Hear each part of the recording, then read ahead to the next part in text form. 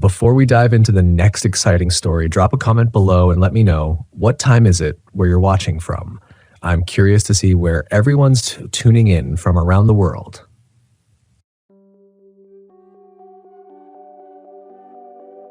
I had been staring at the sinkhole for hours. The edges of the earth had crumbled away into a perfect jagged circle, leaving nothing but a gaping void beneath me. It was unnervingly symmetrical, as though the ground hadn't collapsed on its own but had been carved out by something, or someone. I crouched at the edge, carefully adjusting my geological scanner, but the equipment was giving me nothing but static. The readings were all over the place. "This doesn't make sense," I muttered, tapping the scanner in frustration. I hadn't come all the way to Hollow Creek for faulty data. I took a deep breath and scanned the horizon. The thick pines loomed like sentinels around the campground, the pale light of late afternoon casting long shadows across the landscape. My RV sat parked a short distance away, looking small and vulnerable against the vast wilderness of Chugach National Forest. It was a beautiful place, no doubt, quiet, remote, exactly what I needed to clear my head. But the silence had a weight to it, an unnatural stillness that gnawed at the edges of my mind. I was here on a solo trip, tasked with investigating the sudden appearance of several sinkholes that had been forming in the area. Geological instability was the theory, but something about the way these holes formed had raised red flags from the moment I arrived. The patterns were too precise, too deliberate. My phone buzzed, breaking the silence. It was Ethan, the local park ranger, and the closest thing to human contact I'd had in days. His voice crackled through the static as I picked up. "Hey Megan, how's it going out there?" "Not great," I admitted. "The equipment's glitching again, and these sinkholes, I don't know. They feel weird, not like anything I've seen before." Ethan chuckled, but there was an edge to it. Hollow Creek's always been strange, you wouldn't be the first to think something's off here. "What do you mean?" I asked, standing up and dusting off my jeans. "You ever hear the stories about this place? Locals believe the sinkholes are more than just geological shifts. They think there's something ancient beneath the earth. The indigenous people used to call it the land that breathes. They thought the earth here was alive, that it could swallow you whole if you weren't careful." I rolled my eyes, though the words stirred an uneasy feeling deep in my gut. "Sounds like folklore to me." "Maybe," Ethan said, his tone serious now. "But I'd be careful if I were you. These woods have a way of playing tricks on you. And the sinkholes, well, they've taken people before. People who didn't listen to the warnings." I didn't respond right away, staring down into the abyss of the sinkhole in front of me.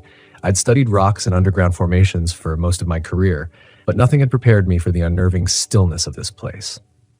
"Thanks for the heads up," I said, trying to keep my voice light. "But I'm here to study geology, not ghosts." Ethan sighed. "Just don't go too deep, okay? Call if you need anything." I hung up and pocketed the phone, but the conversation lingered in my mind. The land that breathes. Superstition, I told myself, just old stories. I turned back to the sinkhole. Something inside me itched to see what was beneath the surface, to understand what was causing the ground to shift in such a strange, unnatural way.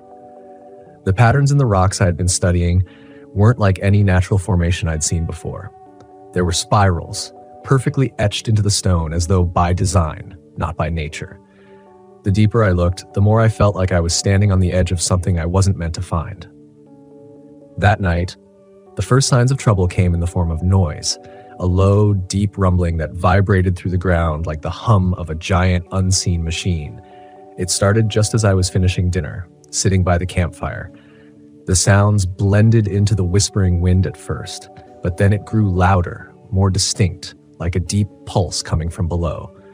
I stood, flashlight in hand, scanning the trees. The stars were barely visible, shrouded in the thick clouds that seemed to roll in out of nowhere.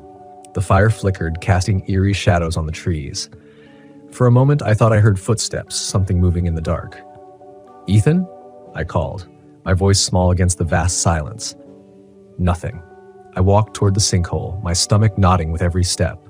The rumbling grew louder, and as I reached the edge, I felt it, vibrations under my feet. The ground beneath me was shifting, alive.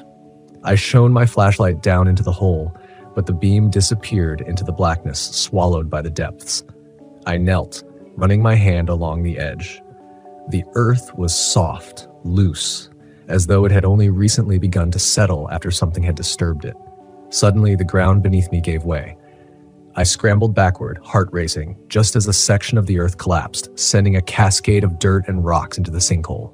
I fell onto my back, gasping for air, watching as the hole grew wider, deeper, like a hungry mouth devouring the ground.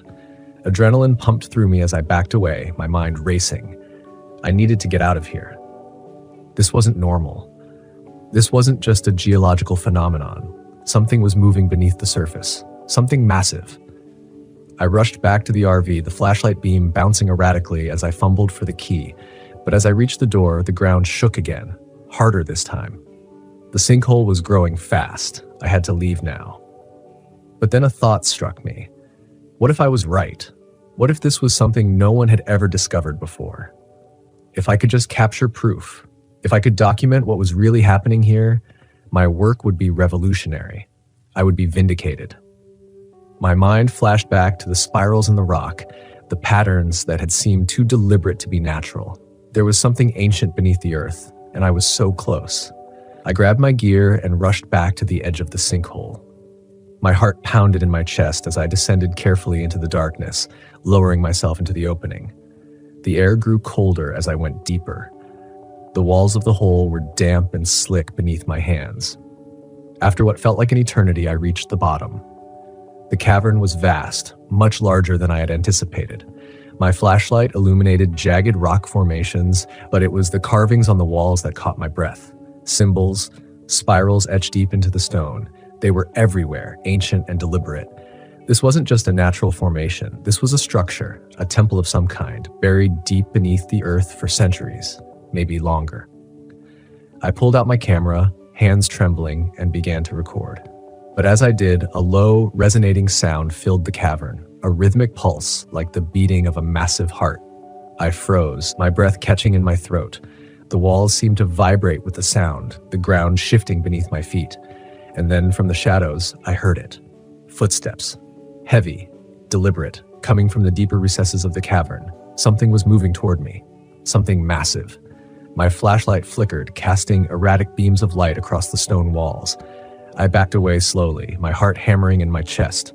Whatever was in the darkness, it was getting closer.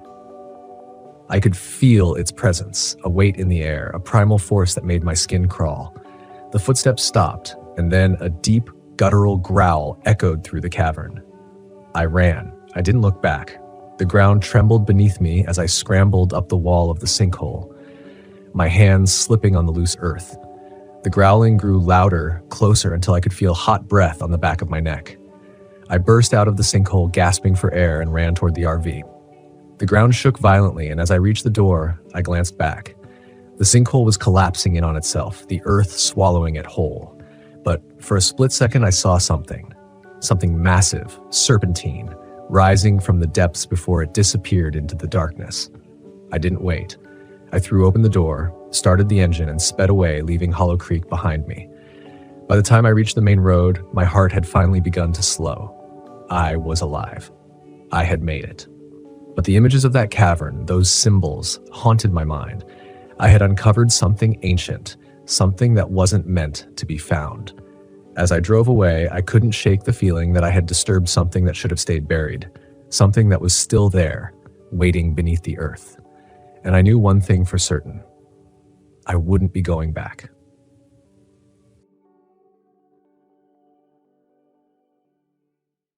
The forest was supposed to be my escape. I drove the RV deep into the Blue Ridge Mountains, hoping the solitude would offer some kind of peace. I had been out here a few times before, never this deep though, but it had always been calming. Nature had a way of quieting the noise in my head. After I left the job, the silence became my companion, even though it haunted me with memories I wasn't ready to face, the accident that had ended my career as a paramedic. Every night, it replayed in my mind, always the same horrific details. But with each viewing, I saw a new way I could have saved the child. A different decision, a split second sooner, and maybe it didn't matter. I was here now alone. The sound of the gravel crunched under my tires as I parked off an old dirt road. It was oddly satisfying. I turned off the engine, and for a moment there was bliss, no noise except for the rustle of trees in the wind. This was what I needed. No sirens, no screaming. Just the mountains. I grabbed my bag and climbed out, stretching my legs before heading over to the old fire lookout tower nearby. It was a relic, long abandoned and forgotten by most hikers. The wood was graying, peeling away from years of exposure, but it stood firm, a silent sentinel watching over the rolling hills. Something about the place had always intrigued me. It had a gravity to it, like it was holding secrets that only those who ventured close enough could learn. I planned to spend the weekend here, at least 3 days before I had to go back to reality. I didn't need much, just the stillness, the mountains, and a break from the memories. I set up camp near the RV, built a small fire, and tried to let go. But the quiet was different this time. The first night, it started with whispers. I was sitting by the fire, watching the flames flicker against the trees when I thought I heard voices, not nearby, but carried on the wind, faint like a conversation just out of reach. I strained to listen, but they faded, lost in the rustle of the leaves. Probably just my mind playing tricks, I told myself. I hadn't slept well in weeks, and the quiet, while peaceful, was unnerving in its own way. After a while, I retreated to the RV, exhausted, but the voices lingered in the back of my mind, soft murmurs that tugged at my thoughts. As I lay down, I told myself it was nothing, just echoes of people who had camped here long before. The wind could carry sounds in strange ways out here. But the deeper I fell into sleep, the louder they grew, until I jerked awake, covered in sweat. There were no voices, just the oppressive weight of silence. I stared at the ceiling, the same question running through my mind. Was this peace or something else? The next morning, things started to get strange. I woke to find my watch blinking, frozen at 2:47 a.m. I tapped the screen a few times, but it refused to budge. Strange. When I checked my phone, it was dead, despite being fully charged the night before. I chalked it up to bad luck, but when I stepped out of the RV, the sun seemed higher in the sky than it should have been. It was late morning, but it felt like I had only just fallen asleep. I spent the day hiking, keeping my mind occupied. The trail was familiar. I'd hiked this ridge before, but something about it felt different. Landmarks I swore I'd seen on the way up seemed out of place, or worse, missing. And every time I thought I was making progress, I'd find myself right back where I started. The same twisted tree, the same rock formation, a loop. The disorientation didn't set in all at once. It was a slow, creeping unease that settled in my bones. The wind felt wrong too, as if it was carrying something. I couldn't quite hear those whispers again. Faint, distorted, carried on the breeze. This time, they were closer. By nightfall, the voices were louder. They weren't whispers anymore, but full conversations. Disembodied words spoken in tones I couldn't place. It was like someone was just out of view, talking, laughing. At first, I stayed by the fire, trying to block it out, but the longer I sat there, the clearer the voices became. I couldn't make out what they were saying, but it was as if they were replaying over and over, fragments of words lost on the wind. I stood up, scanning the tree line. Shadows flickered just beyond the light of the fire. My breath caught in my throat. "Hello?" I called, my voice cracking in the stillness. No answer. The hairs on my neck stood up as I watched the shadows shift, a figure. It moved between the trees, far enough that I couldn't see clearly, but close enough to make my pulse quicken. My first thought was that it was another hiker, maybe someone lost. But when I took a step toward it, it vanished. Gone, as if it had never been there. I grabbed my flashlight, pointing it into the woods, but the beam of light revealed nothing but trees. I tried to convince myself it was just my mind playing tricks again, but my gut told me otherwise. There was something here. Something I didn't understand. I retreated to the RV, locking the door behind me. But even inside, the silence was heavy. I lay in bed staring at the ceiling, listening. The voices were still there, faint now, but constant. It felt like someone was standing just outside the RV, talking in circles, over and over. The next morning, I hiked to the old fire lookout. I don't know why. Something about the tower drew me in like I needed to be there. It was old, dilapidated, and crumbling, but it held a strange power. When I reached the top, I could see for miles. The Blue Ridge Mountains stretched out in every direction, green and endless. I expected to feel some sense of peace, but instead a deep dread settled in my chest. The lookout wasn't empty. It was filled with the remnants of people who had come here before me. Old camping gear, torn sleeping bags, cans of food long since expired, graffiti scratched into the wooden beams, names etched into the walls, and something else carved into the center of the floor was a symbol, a crude spiral, looping in on itself. I knelt down, running my fingers over the grooves. It looked old, weathered, like it had been there forever. The voices returned, this time louder, clearer. I whipped around, expecting to see someone standing behind me, but the tower was empty, just the wind whistling through the cracks in the wood. I ran my hands through my hair, my heart pounding in my chest. Something was very wrong here. The ridge, the lookout, it wasn't just an old campsite. It was a trap, a loop, and I was stuck in it. I tried to leave that afternoon, packed up the RV, started the engine, and drove down the winding road that had brought me here. But no matter how far I drove, the landscape didn't change. The trees, the rocks, it all blurred together, the same stretches of road repeating over and over. After what felt like hours, I found myself back at the campsite, the fire now cold and dead, sitting in the exact same spot. My heart sank. I tried again. This time, I took a different route. But once again, the RV looped back to the same spot. It was as if the mountain wouldn't let me leave. By nightfall, I knew the truth. The whispers weren't random. They weren't in my head. They were echoes. Echoes of the past, of people who had been here before me, people who had tried to leave and failed. I sat in the RV, staring out the window at the darkening woods. The figures had returned. This time there were more of them. They moved between the trees, watching me, waiting. One by one, they stepped into the clearing surrounding the RV. I could see them now, faded, distorted like shadows of people long gone. Their faces were blank, their movements slow and deliberate.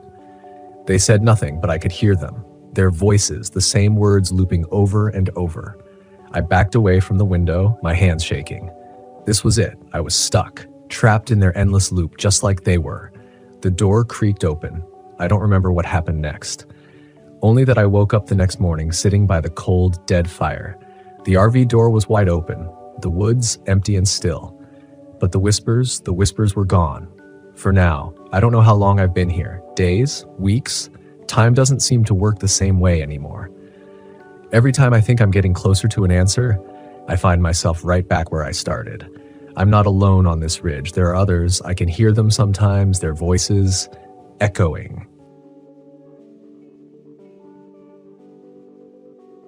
If you'd told me a week ago that I'd be clutching my best friend's arm, hiding from a shadow creature in the Utah desert, I'd have laughed. That's the sort of stuff reserved for ghost stories told around the campfire, right? But now, as I crouch low in the sand, staring at the shadow shifting through the rocks like smoke, the chill in my spine tells me I was wrong. Tyler and I had been planning this trip for ages. It was supposed to be a break from our relentless lives back in San Francisco. When my promotion came through, I convinced him we had to celebrate by camping across the Southwest, ticking off bucket list spots along the way. Dead Horse Point was the prize, the place I'd looked forward to the most. Its isolation, haunting beauty, and honestly, its reputation for eerie legends that I couldn't resist. We pulled in late, just as the sun was setting over the canyon, casting a blood-red glow across the twisted rock formations. I remember that unease settled over me then, the kind that sends a tiny shiver from the back of your neck all the way down.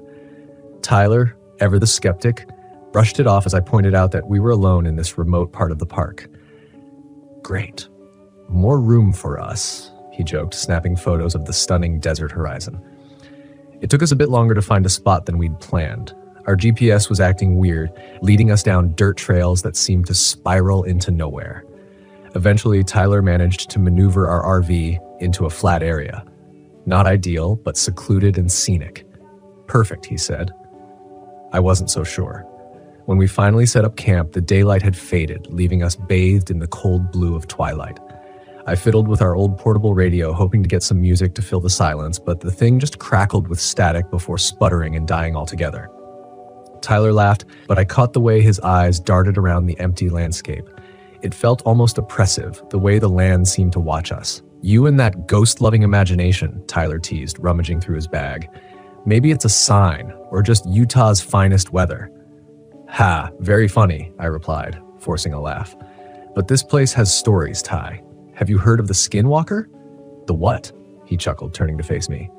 Mia, are you seriously bringing up ghost stories? Not ghosts, exactly, I said, trying to hide how uneasy I felt. Skinwalkers are shapeshifters in Navajo legends.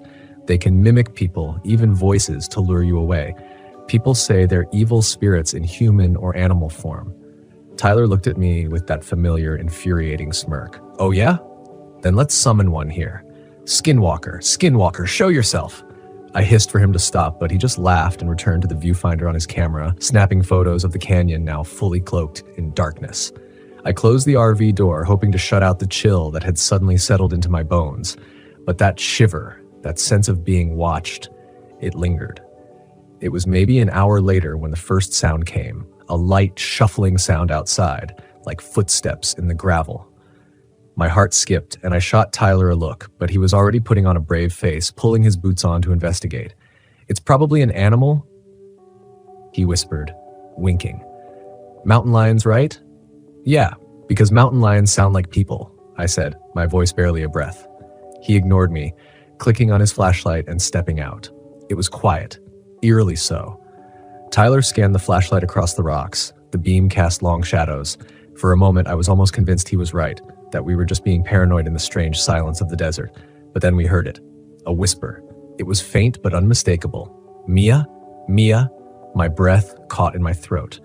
The voice was scratchy and low, calling my name. I whipped around to face Tyler, but he was frozen, his face drained of color as the voice echoed again. Did you? I stammered, trying to find the words. Tyler didn't answer. He just stared, flashlight clutched so tightly his knuckles were white. Mia. Mia. This time, the voice seemed closer, as if it were slipping between the rocks, winding its way through the desert toward us. It sounded familiar, too. Too familiar, but wrong. Let's go inside, I whispered. Tyler nodded, and we backed up slowly, not turning our backs on the emptiness around us. Once inside, I locked the door. Our breaths were rapid in the tight space. Tyler finally spoke, his voice shaking. Tell me that was just the wind. I don't think so, I replied, glancing out the window. The night was still, an unnatural stillness that seemed to hold its breath. Just as I was starting to feel a little less tense, there was a sharp knock on the side of the RV. We both froze. Another knock, then another, rhythmic, echoing through the metal walls. Tyler's face paled, and I could feel my heartbeat hammering in my throat. Who's there? He called, his voice wavering. The only answer was a slow scrape against the door, a sound that made my skin crawl. I squeezed Tyler's arm. Don't open it. What if someone's hurt? He whispered back, already inching toward the door. But I couldn't shake the feeling that opening that door would be the worst thing we could do. Just wait. Then, to our horror, we heard it. Tyler's voice calling from outside. Tyler, help! Come out here! Tyler looked at me, eyes wide with terror. What? How? He stammered. The voice repeated, distorted, stretching his name into a twisted mockery. Tyler. Tyler. I grabbed his hand, squeezing hard. Don't answer. Whatever you do, don't answer it. The minutes dragged by, each second stretching into eternity as the voice continued calling, beckoning us. Tyler and I stayed as still as statues, clutching each other.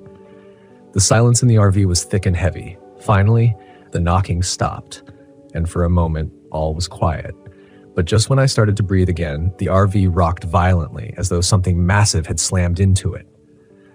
Tyler scrambled to the driver's seat, twisting the keys to start the engine, but it sputtered and died. He tried again and again, but nothing. The shape outside pressed itself against the window, casting an elongated, inhuman shadow. It had limbs too long, eyes that glowed with a sickly yellow light. Its mouth was twisted into an eerie mimicry of a smile that seemed to stretch too far. Oh my God, Tyler gasped, clutching the steering wheel, white-knuckled. Mia, the creature hissed, its voice a blend of my own and Tyler's, distorted, mocking. Come outside. I shook my head, my voice trembling. Don't look at it, don't listen to it. But it was too late. Tyler couldn't tear his gaze away from that awful face in the window. His breath hitched as the creature's mouth stretched impossibly wide. Suddenly he screamed, clutching his ears as if to block out the sound. I pulled him away, whispering words I barely remembered from some article on Navajo blessings, words I didn't even know if I was pronouncing right. But as I spoke, the creature seemed to pause, tilting its head in confusion, almost weakened. Seizing my chance, I dragged Tyler out of his stupor, and together, we stumbled out of the RV. The creature's eyes followed us, glowing like embers as we bolted toward a narrow crevice in the rocks. I held Tyler tight as we crouched in the shadows, watching the thing stalk around our RV, frustrated, snarling. It hissed again, a guttural sound that sent shivers down my spine. "Mia, you can't hide." Tyler's hand was clammy in mine, his breath shallow. "Mia, what is that thing?" "A skinwalker," I whispered, my voice barely audible. "It's feeding off our fear." Tyler squeezed my hand tighter. "What do we do?" "We stay quiet and don't look it in the eyes," I murmured, remembering the warning. "We wait." Time seemed to slow. The skinwalker circled the rocks, searching, stalking, its low growl echoing off the stone. At one point it stopped, sniffing the air, its gaze passing right over us, so close I could see the rotting skin around its eyes. We held our breaths, not daring to move. Slowly, the creature slunk away, disappearing into the shadows. The silence stretched on, each second a lifetime. Eventually, we crept back to the RV, praying the creature had gone. Tyler tried the engine again, and miraculously it roared to life. Without a second thought, we sped down the road, the headlights cutting through the darkness as we left Dead Horse Point behind. By morning, we were back in Moab, dazed, exhausted, and shaken beyond belief. Tyler's arm was bleeding from where the creature had scratched him, and I had bruises from gripping him too tightly. We warned other campers, but no one believed us. Later, as I lay awake in the safety of a crowded campsite, I could still hear it, whispering my name on the wind, lingering in the corners of my mind. Maybe it was waiting, or maybe it was just saying goodbye. Until next time. The Great Smoky Mountains had always been a dream destination, a place of beauty, solitude, and isolation where I could lose myself in the woods and maybe find myself again. After the breakup with Eric, I needed an escape, something to remind me that I was capable, that I could handle life on my own. Mark, of course, wouldn't let me do it alone. My brother insisted on coming along, and with him came Na, his bubbly girlfriend, and Lucas, a friend of his who seemed more interested in me than the mountains. The whole trip was supposed to be a solo adventure, but I caved. I figured I could handle them for a weekend. We set out early on Friday, and the trailhead was already buzzing with tourists, their laughter filling the crisp morning air. Mark led the way, checking his map obsessively while lugging around half a camping store's worth of gear. He liked to over-prepare for everything. Na, naturally cheerful, hummed some pop song as she skipped along behind him. Lucas stuck close to me, his jokes falling flat and his flirtations rolling off me like water on rock. I was there for the hike. The Smokies were breathtaking. The way the mist clung to the rolling hills, the distant sound of water rushing through the trees, the deep green of the pines and ferns that hugged the path. If I could just let myself melt into that wilderness, I thought, I might forget the reason I came here in the first place. But that sense of peace didn't last long. By the time we reached the more remote trail where we planned to camp, the crowds had thinned out. It was just us, and I was grateful for the quiet, at least at first. But as the sun began to dip behind the mountains, a strange heaviness settled over the forest. The cheerful calls of birds disappeared, replaced by an eerie stillness. "Something feels off," I said, mostly to myself. "You're just not used to the quiet," Lucas replied, a grin plastered on his face. "This is the best part, just us and the wild." I nodded, but couldn't shake the sensation. As we set up camp, Mark was his usual methodical self, making sure the tents were positioned perfectly and ensuring the fire pit was well constructed. Meanwhile, Lucas's tent wouldn't stay upright. The poles sagged despite his best efforts. Na laughed at his struggle, but I could sense the rising frustration. "You didn't exactly bring a 5-star hotel, huh?" she teased. I didn't blame her for laughing. Lucas's tent was a joke, but when the wind picked up later that night, it was less funny. The flimsy thing shook and collapsed in on him. Halfway through dinner, Mark offered to help him fix it, but Lucas waved him off. "I'll manage," he muttered, clearly embarrassed. I felt a twinge of guilt, but the night was closing in fast, and we all needed rest. We sat around the fire, the woods around us thick with shadows. The Smokies, which had seemed so beautiful just hours earlier, now felt ominous. We were miles from the nearest ranger station, out of cell service, with nothing but trees and mountains for company. And then, just as we were beginning to relax, we heard it. A distant scream. It was high-pitched, echoing through the valley. It wasn't human, but it wasn't quite animal either. The sound made my skin crawl. "Cougar," Mark said, but he didn't sound convinced. "Yeah, right," Lucas scoffed, throwing another log on the fire. "That's the Wampus cat?" He grinned, as if he just cracked some hilarious joke, but no one laughed. I hadn't grown up around here, but I knew enough about Appalachian folklore to recognize the name. The Wampus cat was the stuff of campfire stories, half woman, half beast, cursed to stalk the woods and hunt down anyone who ventured too far from civilization. "Don't joke about that," Na said, her voice wavering. "People say they've seen it." Mark, ever the pragmatist, rolled his eyes. "It's just a legend, probably an owl or something." But as the night wore on, I couldn't shake the feeling that we were being watched. The fire cast long shadows, and every crack of a twig in the distance made my heart skip. I wrapped my arms around my knees, like if trying to focus on the warmth of the fire and Na's cheerful chatter, but the unease settled deep into my bones. When I went to bed that night, I couldn't sleep. Every rustle of leaves outside my tent sounded too close. I kept thinking about that scream and the way it had seemed to echo from all directions. Eventually, exhaustion took over, and I drifted into a restless sleep.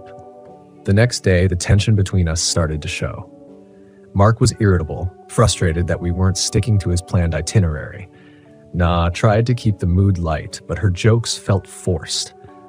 Lucas was quieter than usual, as though the previous night's collapse of his tent had deflated his bravado.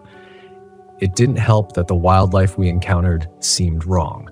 Deer stood unnaturally still, watching us with glassy eyes. We came across a black bear in the distance, and instead of lumbering away as they usually do, it stood on its hind legs, staring at us for far too long. I didn't mention it to the others, but I noticed that every time we passed an animal, it was facing us, not the other way around. "They're just curious," Mark said when I finally pointed it out. But I wasn't so sure. By the time we made it back to camp that evening, a low fog had settled in around the trees, shrouding everything in a thick, wet blanket. My unease from the night before returned, stronger than ever. I set my gear down near the fire pit and wandered toward the edge of camp, drawn to the stillness that felt too unnatural. As I stood there, scanning the woods, something moved in the distance. At first, it was just a shadow, a blur of movement between the trees. I blinked, thinking my eyes were playing tricks on me, but then I saw it again, something humanoid, but not quite. It was tall, hunched, and moved with a feline grace. For a split second, I swore I saw glowing yellow eyes staring back at me from the shadows. "Hannah?" I jumped, startled by Mark's voice. "Yeah," I lied, turning back to the fire, but I kept looking over my shoulder, searching the tree line for any sign of the creature. Nothing. But I knew I hadn't imagined it. That night, the woods came alive with sound. The same scream echoed through the trees, but this time, it was closer, louder. I could hear branches snapping in the distance, something big moving through the underbrush. Nala woke with a start, her eyes wide with fear. "Mark," she whispered, shaking him awake. "Something's out there." Lucas sat up too, his face pale in the firelight. "It's the Wampus cat," he said, but this time there was no humor in his voice. I glanced at Mark, hoping for some reassurance, but even he looked rattled. "We need to stay together," Mark said, his voice low and steady. "Whatever it is, it's probably just curious. Let's not provoke it." But as the night wore on, the sounds grew closer. Branches breaking, heavy footsteps circling our camp. I gripped the camping knife I kept in my pack, my hands slick with sweat. The fire crackled weakly, its light barely piercing the thick fog that had rolled in again. And then it attacked. It happened so fast.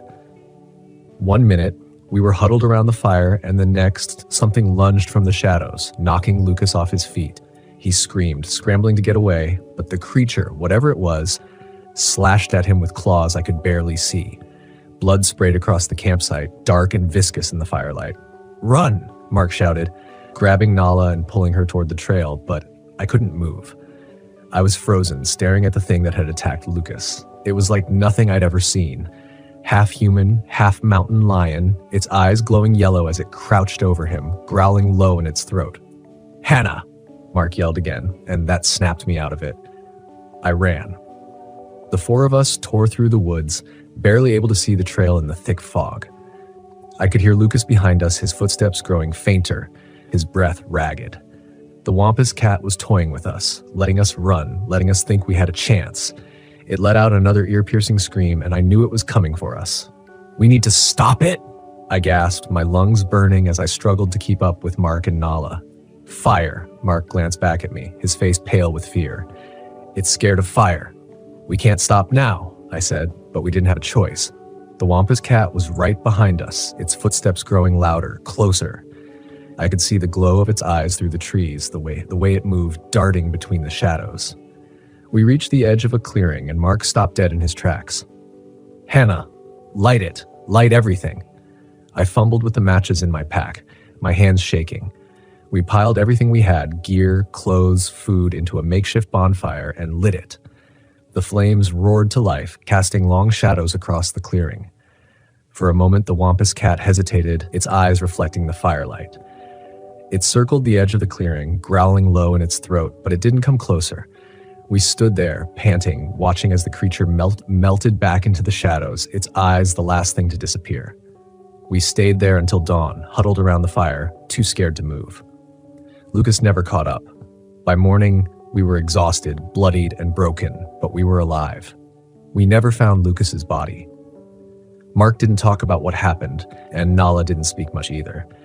We made it back to the ranger station where they told us we'd probably been attacked by a bear, but I knew better. The Wampus cat was real, and it was still out there waiting for its next victim.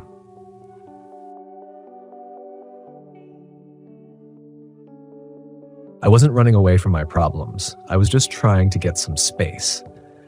That's what I told myself, at least, after the divorce. Everything felt too close, too suffocating. The paperwork, the empty house, the awkward conversations with friends who didn't know how to bring it up. I needed to get away, and what better way than a solo trip into the wilderness? Dead Man's Creek sounded like the perfect place to clear my head. A name so bleak it made the reality of my situation seem trivial. Just me, my dog Max, and the open road. I'd driven the RV deep into Wyoming's Wind River Range, far from the trails and tourists. That's what I wanted, solitude.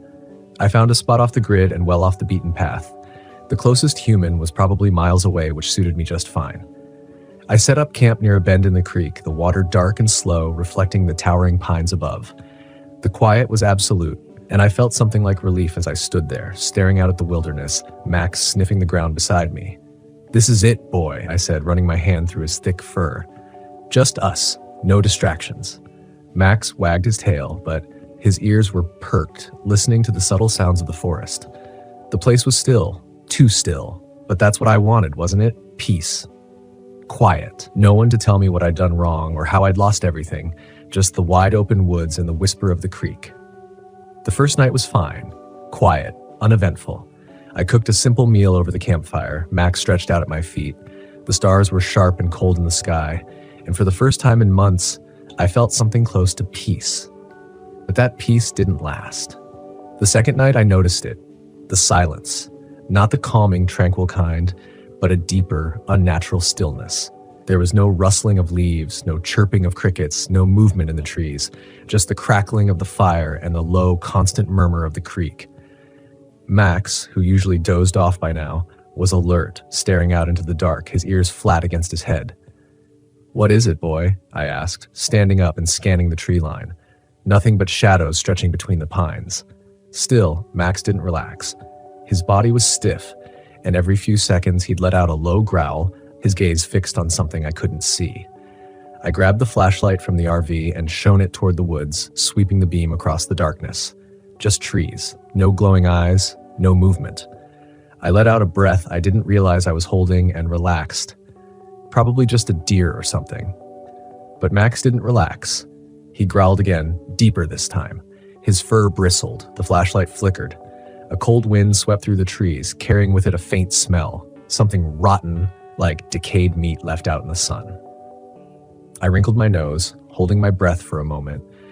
I tried to tell myself it was nothing, that the wilderness was full of strange smells, but the hairs on the back of my neck were standing up.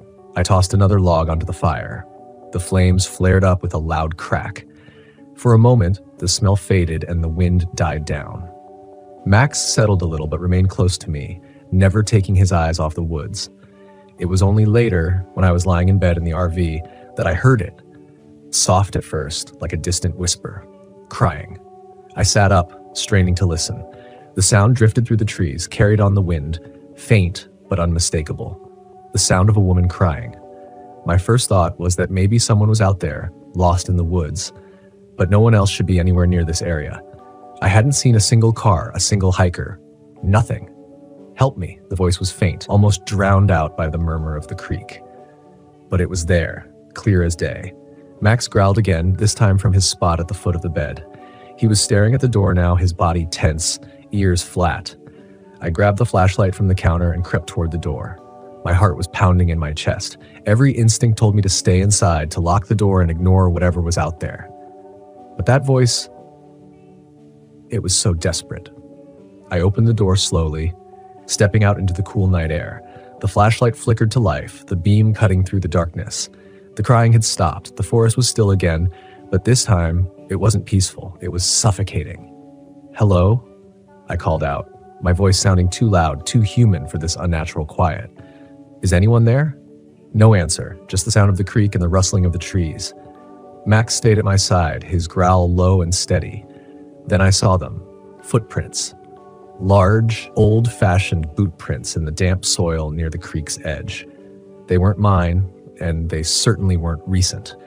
The edges of the prints were weathered, as if they'd been there for weeks. But that was impossible. I backed up, my heart pounding, pulling Max with me. I didn't sleep much that night, the echo of the crying woman replaying in my head. The next day, I tried to convince myself it was all in my mind. Too many nights alone in the wilderness. Maybe a little too much whiskey by the fire. But something gnawed at me. Those boot prints, the voice, the smell of rot. Something was wrong here. I needed answers. I spent the afternoon hiking deeper into the woods, staying close to the creek. That's when I found it. An old campsite, or what was left of one at least. A broken-down wagon, rusted tools scattered in the dirt, and a few rotting planks of wood that might have once been part of a shelter. As I looked closer, I spotted something in the dirt. A small, leather-bound journal, its pages yellowed and brittle with age. Carefully I opened it, flipping through the delicate pages. The writing was faded, but I could make out enough. It belonged to a woman. A pioneer, by the sound of it, who had traveled west with her family. They had camped near Dead Man's Creek, just like I had. Her entries were brief at first, describing their journey and the hardships they faced. But the later entries grew darker, more frantic. "The cold is setting in. We lost Joseph last night. He wandered too far from the fire and we couldn't find him. I hear him sometimes calling out to me from the trees, but when I go to him, he's not there. My children, they're gone too. Taken by the woods, by the creek. I can't leave. I have to find them. I have to." The final entry trailed off, the ink smudged as if the writer had been interrupted. My stomach turned, and a chill crawled down my spine. I knew the legend of the crying woman, how she had lost her family in these woods and now wandered them, searching for her lost loved ones. I'd heard it mentioned in passing by locals when I'd asked for directions to the creek, but I'd brushed it off as folklore. But now, I wasn't so sure.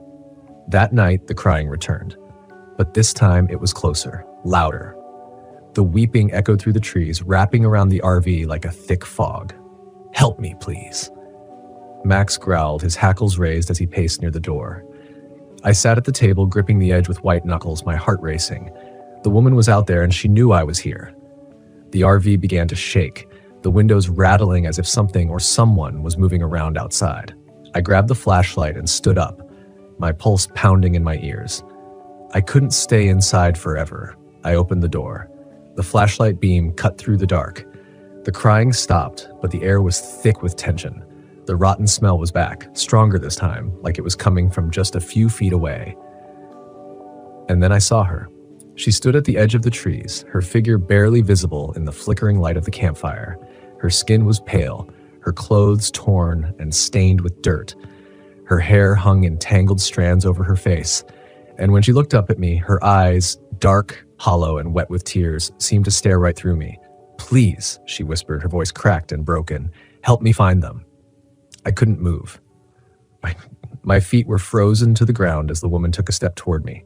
Her presence was cold, so cold that the air around her seemed to freeze. Max barked, snapping me out of my paralysis. I backed up, my heart hammering in my chest. "You're not real. You can't be real." But she was, and she wasn't leaving. "Please," she begged, reaching out a skeletal hand. "My children." I could feel the temperature drop even further as she drew closer. The journal. I thought of the journal I had found by the creek, the story of her lost family, her desperation. She was still searching for them, even in death, and if I didn't do something, she would never stop. I grabbed the journal from the RV and ran toward the creek. The crying woman followed me, her wails growing louder, more desperate.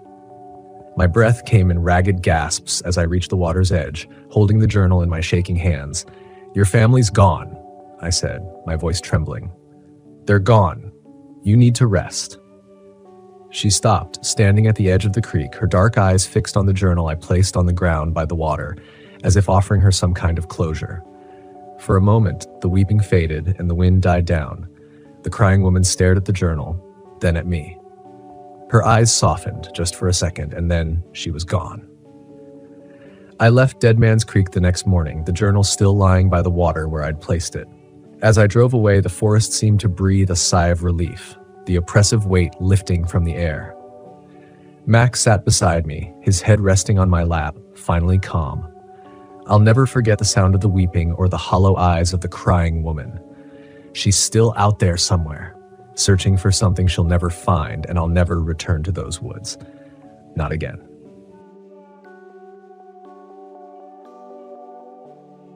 I didn't believe in ghosts, UFOs, or anything supernatural.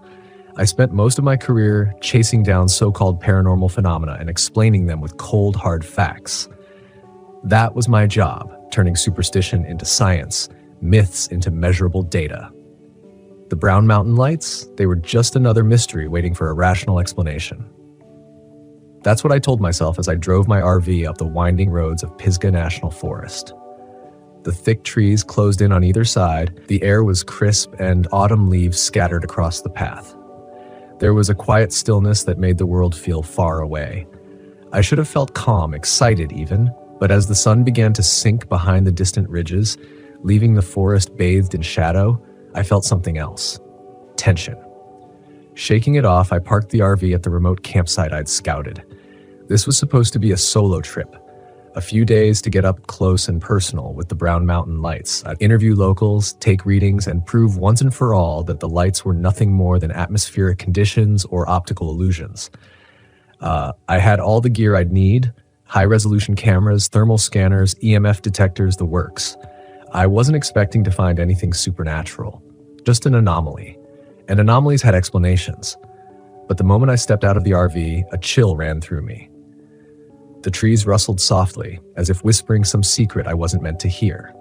"Focus," I muttered to myself, dragging my gear out and setting up the cameras, angling them toward Brown Mountain Ridge.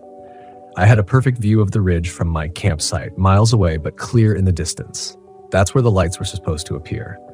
By the time I was fully settled in, I was sitting outside the RV, bundled in a jacket, sipping coffee, and staring out into the dark, waiting.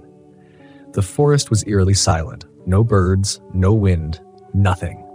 Just stillness. Then, around midnight, I saw them. At first, they were faint, flickering, small orbs of light hovering just above the ridge. I squinted, adjusting the focus on my binoculars. There they were. 3 lights bobbing in the air like they were floating on an invisible current. I grabbed my camera, flipping the switch to start recording, but nothing happened. The lens stayed black. The screen, dead. "What the hell?" I muttered, fiddling with the buttons. Fully charged and brand new, the camera shouldn't have malfunctioned. I checked the battery, clicked it back into place, and tried again. Still nothing. Frustration surged through me. This was exactly what I'd come here for, the lights, right there in front of me, and I couldn't even capture them. I stood up, grabbing my thermal scanner, but when I flipped it on, the screen flickered, then went dark. "Come on," I whispered, trying to stay calm. The gear wasn't cheap, and none of it should have been failing, but it was, piece by piece. The lights danced on the ridge, growing brighter, closer. My heart raced. I wasn't scared, I told myself. I was just annoyed. The logical part of my brain struggled to make sense of it. Maybe the electronics were glitching because of interference, some kind of electromagnetic field or something. I took a deep breath, trying to settle my nerves.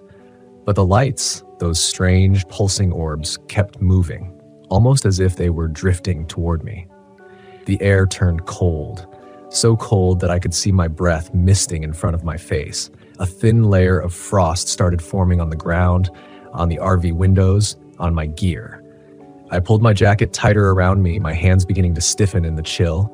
It didn't make sense. The weather forecast had called for a cool night, but nothing like this. I checked my phone's temperature app. 30 degrees F? Impossible. I glanced at my surroundings, feeling the silence close in around me. Then I noticed the lights were no longer on the ridge. They were much closer now, floating just above the treetops, flickering like distant fireflies, but larger, too large. I watched, heart pounding, as they bobbed and weaved. Their glow cast long shadows on the ground. I pulled out my phone to take a video. The screen flashed, then went black. It wouldn't turn on. Frustration boiled over. I slammed the phone down on the camping table. It bounced. I stood there, fists clenched, trying to keep my cool. This was why people got sucked into believing nonsense. Because technology failed at the worst possible moment. The lights weren't supernatural. There had to be an explanation. Maybe the cold was messing with the equipment or some kind of atmospheric distortion. But then I saw the handprints, small, faint handprints etched in frost on the RV window. They hadn't been there before. I knew that. I stared at them, my breath catching in my throat. They looked like the handprints of a child, no more than a few inches across, and they were slowly, gradually melting away in the cold. A prickling sensation crawled up the back of my neck. I turned to look at the lights, now hovering at the edge of the forest, close enough that I could make out their eerie bluish glow. They flickered in the trees, moving in slow, lazy circles, as if they were watching me, waiting for me. The rational part of my mind screamed that it was impossible. There was no way the lights could have traveled that fast. No way they could be this close. I'd seen videos, read reports. They were always distant, spectral, unreachable. But now they felt personal, as if they were beckoning me. I swallowed, my throat tight. Without thinking, I took a step forward. The cold deepened, pressing in on me from all sides. The frost crept up the sides of the RV, spreading like delicate veins. The temperature continued to drop. My breath came out in ragged gasps and my vision blurred. The lights drifted deeper into the trees, flickering and glowing, moving in a pattern that felt deliberate, like they wanted me to follow. And I did. I grabbed my flashlight, my hands trembling as I made my way toward the forest's edge. The beam of light was weak, barely cutting through the dark. I kept my eyes on the lights, feeling a strange pull in my chest, like something was urging me forward. As I entered the trees, the world grew darker. The lights danced just out of reach, always a few steps ahead of me, their glow casting an ethereal light on the twisted branches. The forest felt wrong, too quiet, too still. I checked my watch. 2 hours had passed. I hadn't even noticed. My legs ached, and I realized with a sinking feeling that I had no idea how far I'd wandered. The lights flickered again, brightening as they circled a large boulder ahead, and then they stopped, hovering there, motionless. I took a step closer, and that's when the hallucinations began. Shapes, faint figures moving in the trees, shadows stretching unnaturally long, and there, between the branches, I saw faces. Pale, expressionless faces staring at me with hollow eyes. I blinked, and they were gone. Panic set in. I turned to leave, but the forest had shifted. The path I'd taken was no longer clear. Everything looked the same trees, the same twisting branches. The lights pulsed behind me, glowing brighter as if taunting me. I ran. My breath came in short, sharp bursts. My heart raced in my chest as I stumbled through the underbrush, trying to find my way back to the campsite. The lights flickered at the corners of my vision, but I ignored them. Then I heard it. Footsteps. Light, quick footsteps crunching through the frost behind me. I didn't dare look back. I ran faster, my flashlight flickering and dying in my hand. I broke through the tree line, gasping for air, and saw the RV ahead, a welcome sight. But the air around it was colder than ever. The frost was so thick on the windows that it looked like snow. And there, pressed against the glass, were more handprints. Dozens of them. I scrambled inside, locking the door behind me, and collapsed on the floor, panting. My entire body trembled with cold and fear. The lights were still out there. I could see them through the frosted windows, flickering in the trees, growing fainter as the night wore on. I didn't sleep. I couldn't. By dawn, they were gone. The temperature returned to normal and the frost melted away. But I didn't feel safe. Not anymore. I packed up the RV and drove out of Pisgah National Forest, my hands still shaking on the steering wheel. I'd come here to find an explanation, to debunk the Brown Mountain lights. But what I found was something else. Something I couldn't explain. And I knew deep down that the lights weren't just a phenomenon. They were something more. Something ancient. Something dangerous. Something that had almost taken me. I don't know what they wanted, but I'll never go back to find out.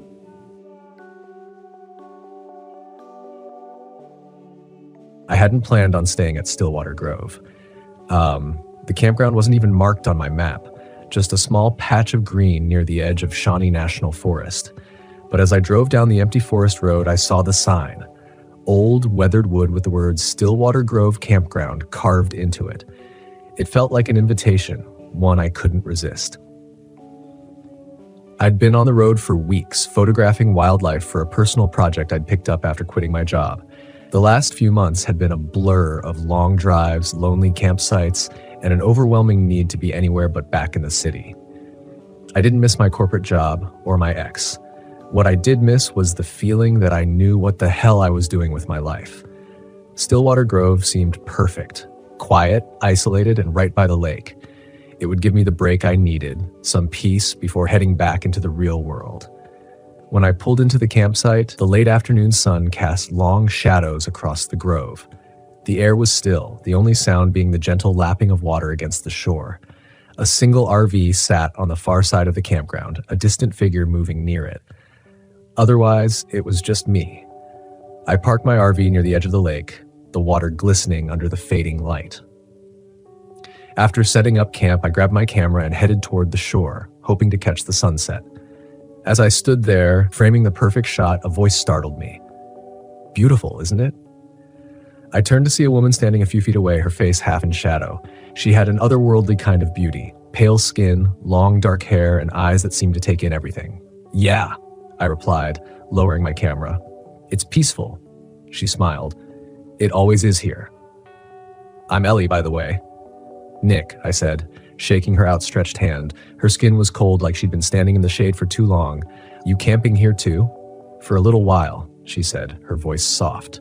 I come here every now and then, can't stay away. Her words sent a shiver down my spine, though I couldn't explain why. I wasn't used to talking to people much anymore. The solitude had become my comfort zone, and something about Ellie felt out of place.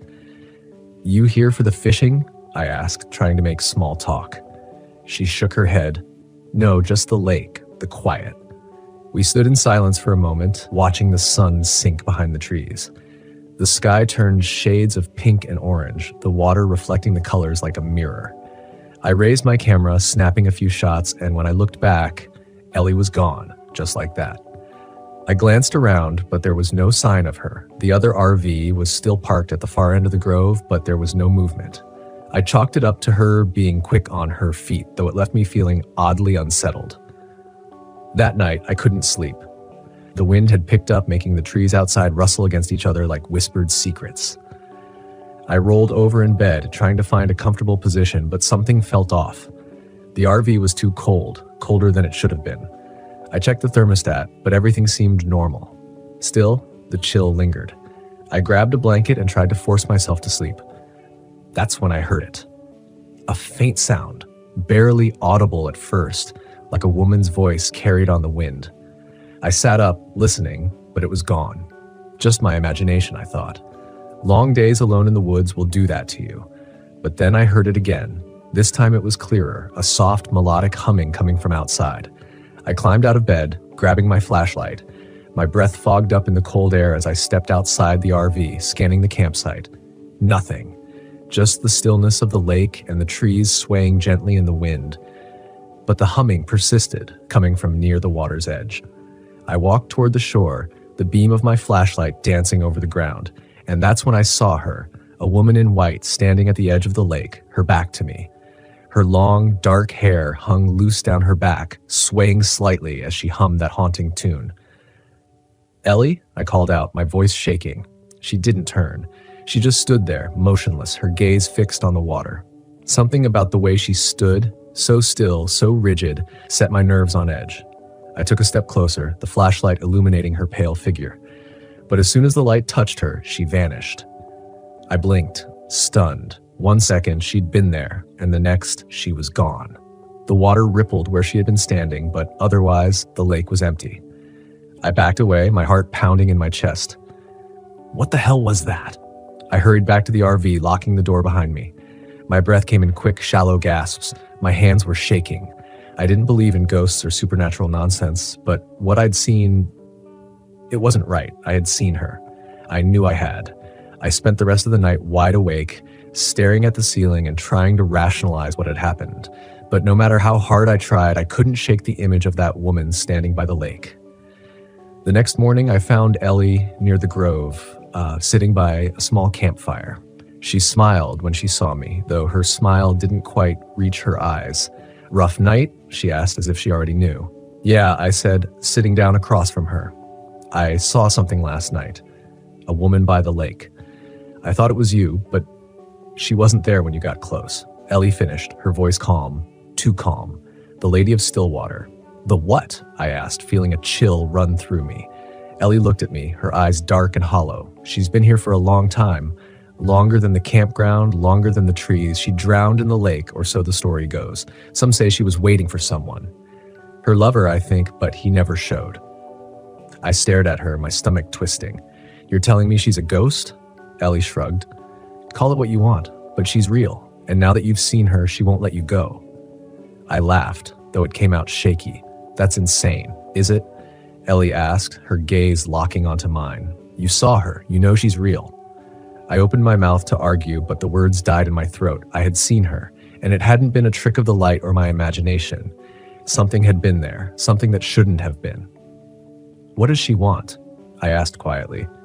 Ellie's eyes flicked toward the lake. "She wants what she's always wanted, to take someone with her into the water." That night, the sound started again. At first, it was the soft humming drifting through the night air, then the splashing, gentle, rhythmic, like someone wading through the water. I lay in bed, my heart racing, my body tense. I didn't want to go outside. I didn't want to see her again. But the pull was stronger this time. A strange compulsion tugged at me, drawing me toward the lake. I tried to fight it, to stay in the RV, but my legs moved on their own, carrying me outside into the cold night air. The lake was calm, reflecting the pale moonlight, and there she was, standing in the water, her white dress billowing around her as if moved by an unseen current. "Come to me," she whispered, her voice soft but clear. "Please, come." I took a step forward, my body moving against my will. The water lapped at my shoes, and I could feel the cold seeping into my skin. "Come with me," she said again, her voice almost pleading now. "I've waited so long. I fought to resist, to break free from whatever force was drawing me in, but my feet kept moving, the water now up to my knees, freezing cold. I could feel the pull of the lake, the weight of the water dragging me down. Suddenly, a hand grabbed my arm, yanking me back with such force that I stumbled onto the shore. Ellie stood beside me, her face pale, her grip strong. "You have to leave," she said, her voice urgent now. "Before it's too late." I looked back at the lake, but the woman was gone. The water was still, as if nothing had happened. "What the hell is happening?" I gasped, my breath coming in shallow bursts. Ellie's expression was grim. "She's marked you now. If you stay, she'll take you. You have to go." I didn't argue. I packed up my things, my hands shaking, adrenaline coursing through my veins. Within minutes, I was back in the RV, starting the engine and pulling out of the campsite as fast as I could. As I drove away, I glanced in the rearview mirror. Ellie stood at the edge of the grove, watching me go, her face unreadable, and behind her, just barely visible in the mist, was the Lady of Stillwater. her pale eyes following me, waiting for me to return. I didn't look back again.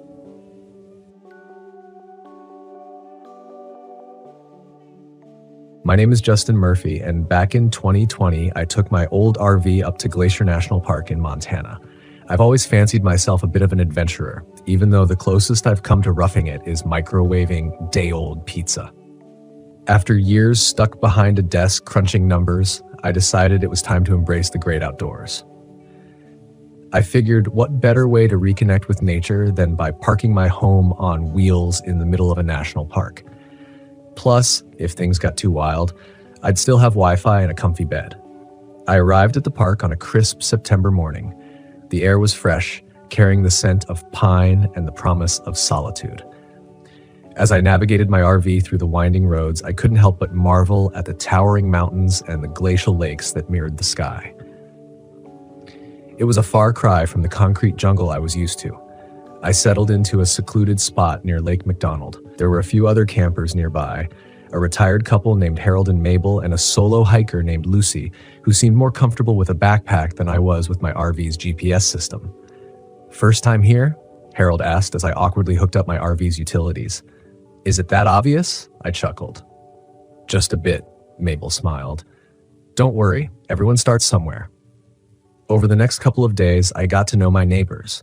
Harold was a former engineer who retired early to travel the country. Mabel was an artist, capturing landscapes with watercolors that seemed to bring them to life. Lucy was a wildlife photographer, chasing after creatures most people only see on postcards. One evening, we all gathered around a campfire. The sky was a tapestry of stars, and the crackling fire provided a cozy warmth against the chilly air. "You ever hear about the park's hidden trails?" Lucy asked, her eyes gleaming with excitement. "Hidden trails?" I raised an eyebrow. "Sounds like the start of a bad horror movie. Or a good adventure," she retorted. "There's one that leads to an old ranger station, abandoned for years." "Why was it abandoned?" Harold inquired. "Rumor has it there was an incident." Lucy lowered her voice for dramatic effect. "A ranger went missing, and they never found him." "Well, that's not ominous at all," I quipped. "Maybe he just got lost trying to find a decent cell signal." We all laughed, but there was an undercurrent of intrigue. Despite my better judgment, I felt drawn to the idea of exploring the unknown. After all, wasn't that why I came here? The next morning, Lucy convinced me to join her on a hike to find the old ranger station. Harold and Mabel opted out, choosing the comfort of their RV and a good book. "Are you sure about this?" I asked as we set off. "I'm not exactly Bear Grylls." "You'll be fine," Lucy assured me. "Besides, I've got a map and a compass. What could go wrong?" Famous last words, I muttered, but followed her anyway. We trekked through dense forests, the canopy above filtering the sunlight into a mosaic of shadows. The trail was faint, overgrown with shrubs and tangled roots that threatened to trip me at every step. "You know," I said, trying to catch my breath, "I thought off the beaten path was just a figure of speech." Lucy laughed. "Consider this a crash course in wilderness survival." "Great. Does that come with a certificate? Or at least a t-shirt that says, 'I survived getting lost in the woods'?" After a couple of hours, we reached a clearing where the remains of the old ranger station stood. It was a dilapidated wooden structure, windows shattered, the door hanging off its hinges. "Charming," I remarked. "Looks like the perfect fixer-upper." Lucy began snapping photos. "There's beauty in decay, don't you think?" "I'll take your word for it." As we explored the interior, I noticed strange symbols carved into the walls, circles intersected by jagged lines, accompanied by words in a language I didn't recognize. "Any idea what this says?" I asked. Lucy shook her head. "Probably just graffiti from other hikers." "Yeah, hikers who carry chisels and have a flair for the dramatic." We heard a rustling outside. I peered through the broken window but saw nothing.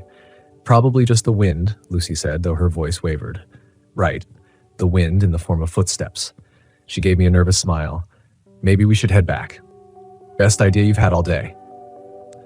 We stepped outside, and that's when we saw him. A man standing at the edge of the clearing. He was tall and gaunt, with unkempt hair that framed a face smudged with dirt. His clothes were tattered, hanging loosely on his thin frame. "Hello there," Lucy called out, ever the friendly explorer. The man didn't respond. Instead, he tilted his head, observing us like a predator sizing up its prey. "Maybe he needs help," I whispered. "Or maybe he's admiring your fashion sense," she whispered back. "Cargo shorts are all the rage in the wilderness." "Haha," I muttered. "Let's just keep moving." We started walking away, but the man mirrored our movements, maintaining the same distance. "Okay, this is creepy," I admitted. "Agreed," Lucy said, her pace quickening. We veered off the path, hoping to lose him in the thick underbrush. Branches scratched at our arms, and the uneven ground made every step a gamble. "Do you even know where we're going?" I asked. "Back to the main trail, I think." "You think?" "Got a better idea?" A sudden scream cut through the air. It was Lucy. I turned to see the man had grabbed her, his bony fingers digging into her shoulder. Without thinking, I picked up a fallen branch and swung it at him. "Let her go!" I shouted.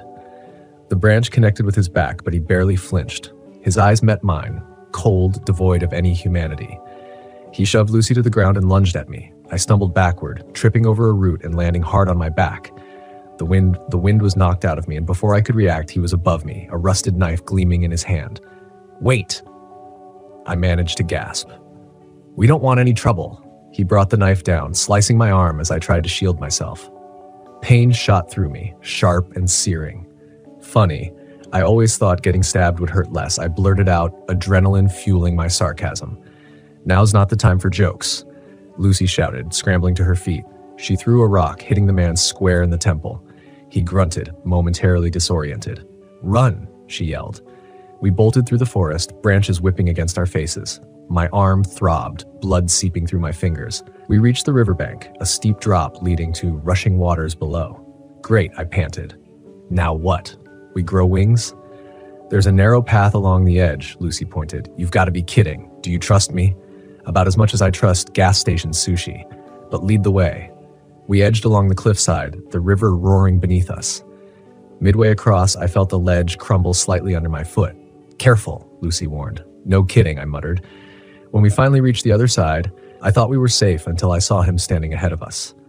"How does this guy have a twin?" I asked, my heart sinking. He moved toward us, knife in hand. There was no escape. "Stay behind me," I told Lucy. "Don't be a hero," she protested. "Trust me, heroics aren't my style. I just have a plan." I reached into my pocket and pulled out a small canister. "Bear spray." "Always prepared," I said with a weak smile. "Now you tell me you have that? Better late than never." As he closed in, I aimed and unleashed a cloud of the repellent. He screamed, dropping the knife to claw at his eyes. "Run!" We dashed past him, heading back toward the campsite. The adrenaline blurred the passage of time. All I knew was that we had to keep moving. When we finally broke through the tree line, the sight of Harold and Mabel's RV was like seeing the gates of heaven. "Help!" Lucy shouted. Harold emerged, startled. "What on earth happened?" "No time to explain," I said, gasping for breath. "Call the Rangers." We huddled inside their RV, locking the doors. I sank into a chair, my arm throbbing. "You're bleeding!" Mabel exclaimed, grabbing a first aid kit. "Yeah, turns out nature doesn't agree with me," I tried to joke, wincing as she cleaned the wound. Harold was on the radio, frantically trying to reach park authorities. Minutes later, which felt like hours, we saw the flashing lights of a ranger's vehicle. Officer Daniels stepped out, a stern look on his face. "Can someone tell me what's going on?" We recounted the events, describing the man who attacked us. "Did he say anything?" Daniels asked. "Not a word," I replied, but he wasn't exactly the chatty type. "We'll conduct a search," he assured us. As the Rangers combed the area, we stayed close to the campsite. The atmosphere was tense, the serenity of the park shattered. By nightfall, Daniels returned. We found signs of someone living in the old ranger station, supplies, makeshift bedding, but no sign of the individual described. "Great," I sighed. "So he's still out there? We'll keep patrols active," he said. "In the meantime, I suggest you stay within the main areas of the park. Believe me, I've had enough adventure for a lifetime." That night, sleep was elusive. Every rustle of leaves or snap of a twig set my nerves on edge. I sat outside my RV, a flashlight in one hand and the bear spray in the other. Lucy joined me, wrapping a blanket around her shoulders. "Can't sleep?" "Not exactly the restful getaway I planned," I admitted. "At least you have a story to tell," she offered. "Yeah. What I did on my vacation, got stabbed by a lunatic." "Real crowd pleaser." she chuckled softly. You handled yourself well back there. Thanks. Though next time, I'll stick to stories around the campfire. Morning brought a semblance of normalcy. Campers went about their routines, seemingly unaware of the danger lurking in the woods. As I packed up my RV, preparing to leave, Harold approached me. Leaving so soon? He asked. Yeah, I think I've overstayed my welcome with Mother Nature. Can't blame you, he nodded. But don't let one bad experience keep you from exploring. I'll keep that in mind. Maybe next time I'll try a beach. He laughed. Less bears, more sharks. As I drove out of the park, I couldn't shake the feeling of unease. Questions swirled in my mind. Who was that man? Why did he attack us? A few days later, I did some digging online. News articles from years ago mentioned a ranger who went missing, Thomas Reed. Rumors suggested he had gone rogue after a personal tragedy, losing his family in an accident. The final line of an old report caught my eye. Authorities believe Reed may still be in the area, living off the grid. His mental state deteriorated. So that was it, a broken man, lost in his own wilderness.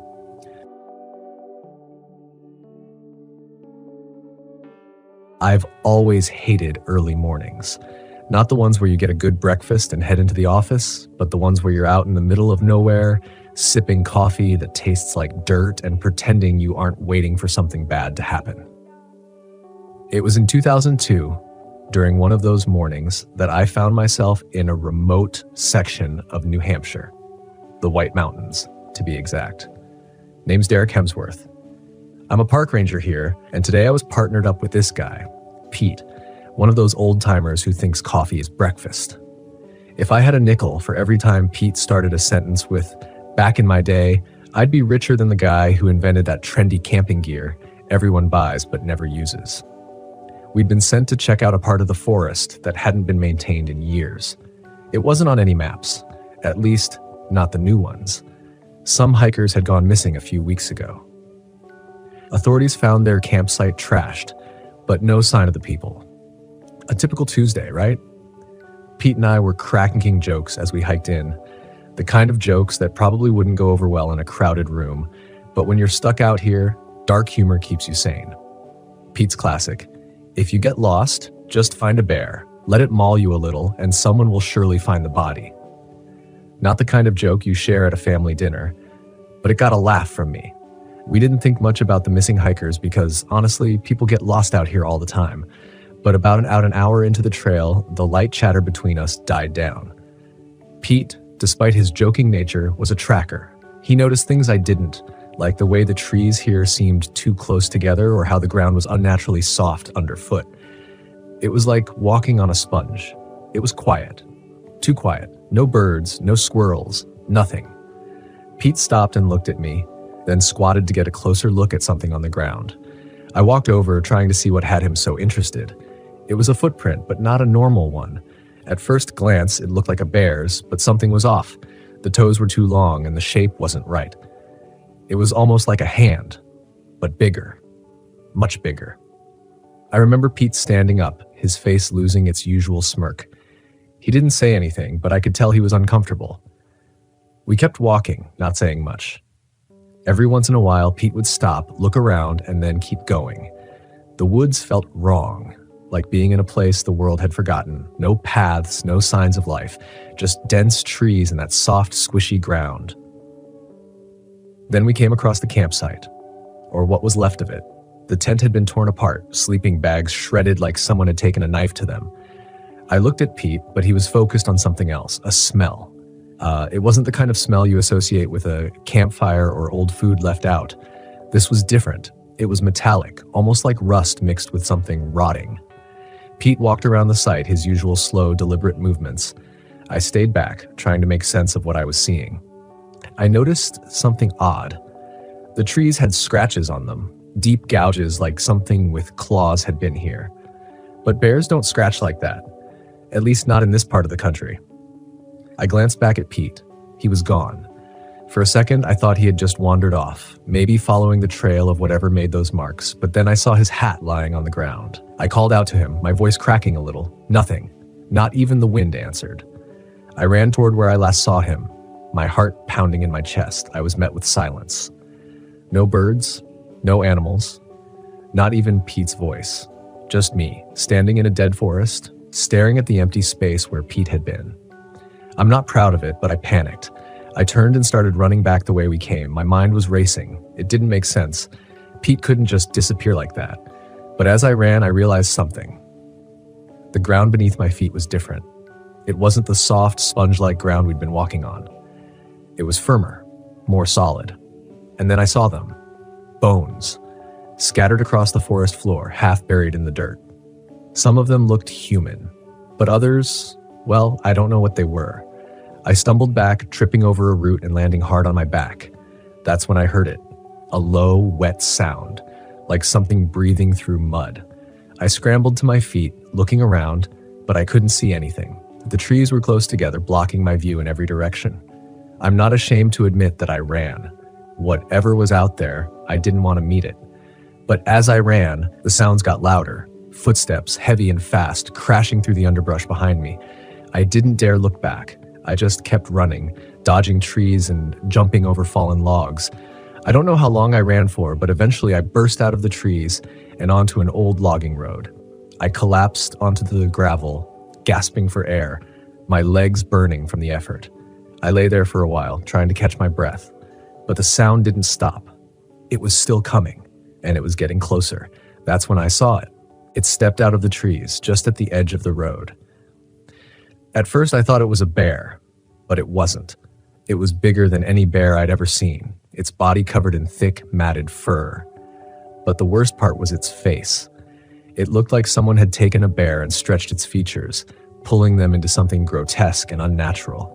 Its teeth were long, jagged, and wet with something that glistened in the dim light. I didn't wait to find out what it wanted. I pushed myself to my feet and ran down the road, not caring where it led. I just knew I had to get away from that thing. Eventually, I found an old cabin, probably left behind by one of the loggers years ago. I bolted inside, slamming the door behind me. The cabin was old, falling apart in places, but it was sturdy enough. I barricaded the door with a chair and a few pieces of broken furniture, then crouched down in the corner, listening. For a while, there was nothing. Just the sound of my own ragged breathing and the creaking of the old wood. Then it came.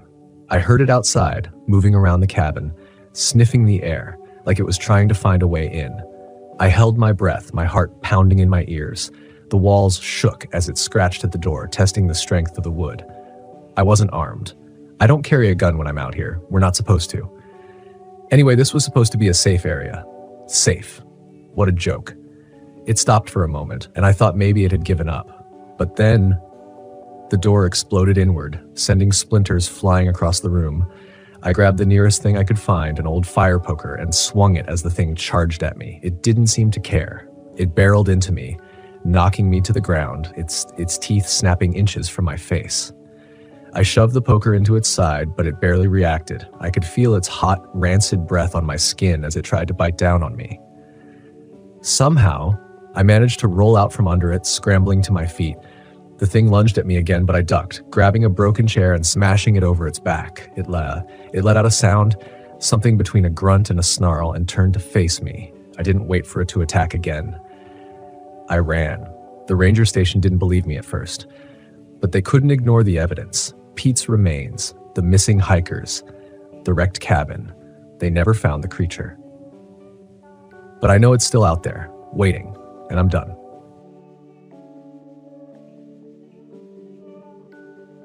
My name is Walter Phillips, and back in 2016, I decided to take my RV up to Lake Louise in Banff National Park, thinking it was about time I embraced the great outdoors. I'm not exactly what you'd call a nature enthusiast. My idea of roughing it usually involves slow Wi-Fi. But after hitting 35 and realizing my most adventurous experience was trying sushi for the first time, I figured a change of pace wouldn't hurt. Armed with a freshly bought camping guide and an optimism that can only come from ignorance, I set out on a Friday morning. The drive was picturesque, with mountains towering on either side like silent guardians. I couldn't help but think I'd been missing out all these years, cooped up in my apartment with nothing but takeout menus and streaming services. When I finally arrived at the campsite, a friendly park ranger named Phillips greeted me. He looked every bit the outdoorsman, tall, rugged, and with a beard that probably had its own zip code. "First time here?" he asked, noticing my city slicker attire. "Is it that obvious?" I replied, glancing down at my spotless hiking boots. They were so new they squeaked. "Just a hunch," he said with a grin. "Let me know if you need anything, and watch out for the wildlife. They can be unpredictable." "I'll keep an eye out, or maybe two," I joked. I parked my RV in a secluded spot near the edge of the lake. The water was so clear it mirrored the sky, and I thought maybe nature wasn't so bad after all. Setting up camp was easier than expected, mostly because the RV did all the work. I unfolded a lawn chair, cracked open a beer, and settled in to enjoy the view. As the sun began to set, I attempted to cook over an open fire. Let's just say if there were an award for most charred hot dog, I'd be a strong contender. Still, there was something satisfying about eating under the stars, even if the food was borderline inedible. That's when I noticed a figure across the lake near the tree line. At first, it looked like another camper, but something about the way they stood there, motionless, was unsettling. I squinted, but before I could make out any details, they slipped into the woods. "Probably just another nature enthusiast communing with the trees," I muttered, taking another sip of my beer. Later that night, as I was getting ready to turn in, I heard a rustling noise outside. I thought it might be a raccoon attracted by the smell of burnt hot dogs. Grabbing a flashlight, I stepped out of the RV. "Who's there?" I called out, feeling a bit foolish. The beam of light cut through the darkness, revealing nothing but trees and shadows. Just as I was about to head back inside, I saw a glint of something near the base of a tree. Curiosity piqued, I walked over and found a small silver locket lying in the grass. It looked old, tarnished with age. I opened it to find a faded photograph of a young woman. How did this end up here? Deciding it was too late to ponder mysteries, I pocketed the locket and went back inside. Sleep didn't come easily. Every creak of the RV seemed amplified in the silence. I told myself it was just the unfamiliar surroundings. Eventually, exhaustion took over. The next morning, I woke to the sound of knocking. I opened the door to find Philip standing there, a serious look on his face. "Morning," he said. "We're conducting a search. A camper has been reported missing. Have you seen or heard anything unusual?" I hesitated, thinking about the figure I'd seen and the locket. "Actually, I found this last night," I said, handing him the locket. He examined it closely. "This belongs to Emily Sanders," he said quietly. "She was reported missing 2 days ago." A chill settled in my gut. "I thought I saw someone near the woods yesterday," I added. Phillips nodded. "If you see or hear anything else, let us know immediately." He left to continue the search, leaving me with a sense of unease. I decided to distract myself by heading into town to stock up on supplies. The general store was quaint, the kind of place that sold everything from fishing bait to novelty postcards. An elderly man behind the counter greeted me with a nod. "You must be new around here," he said, eyeing me over his spectacles. "Is it that obvious?" I replied, picking up a can of bug spray. "The mosquitoes seem to think I'm a 5-star buffet." He chuckled. "City folk always taste sweeter, I suppose." "Guess I should have worn cologne made of garlic," I joked as I paid for my items. I considered mentioning the missing camper, but decided against it. Maybe it was the way his eyes clouded over at the mention of the lake. Back at the campsite, I decided to go for a paddle on the lake. I rented a kayak, thinking a little exercise might clear my head. As I glided across the water, the serenity was palpable, until I noticed something floating near the shoreline. Curiosity got the better of me, and I paddled closer. It was a backpack, half submerged. Pulling it into the kayak, I unzipped it to find clothes and a wallet. The ID belonged to a man named Daniel Lee, another missing camper. My stomach tightened. Just then, I heard the distant sound of a motorboat. Looking up, I saw a small boat heading in my direction. A man stood at the helm, waving. "Found something, did you?" he shouted over the engine's roar. "Yeah," I replied. "Looks like someone lost their backpack." He pulled up alongside me. "Let's have a look." I handed it over, and his eyes flickered with recognition. "Well, I'll be," he said. "Daniel's always losing things." "You know him?" I asked. "Oh, everyone knows everyone around here," he said with a grin that didn't reach his eyes. "I can return it to him if you'd like," he offered. Something about him made me uneasy. "That's okay," I said, forcing a smile. I'll give it to the park rangers. His expression hardened for a split second before returning to a friendly facade. Suit yourself, he said, revving the engine. Be careful out here. The lake can be unpredictable. With that, he sped off, leaving me bobbing in his wake. I returned to shore, my mind racing. Who was that man, and why did he seem so eager to take the backpack? I headed straight to the ranger station and handed over the backpack to a woman named Karen. She thanked me and assured me they'd look into it. Feeling restless, I wandered over to a bulletin board displaying missing person notices. Daniel Lee's face stared back at me, along with Emily Sanders and several others. How had so many people gone missing without making the news? I approached Karen again. There seem to be a lot of missing people around here, I said. She sighed. It's been a tough year. Folks come out here unprepared, underestimate the wilderness. Is that all it is? I asked. She looked at me thoughtfully.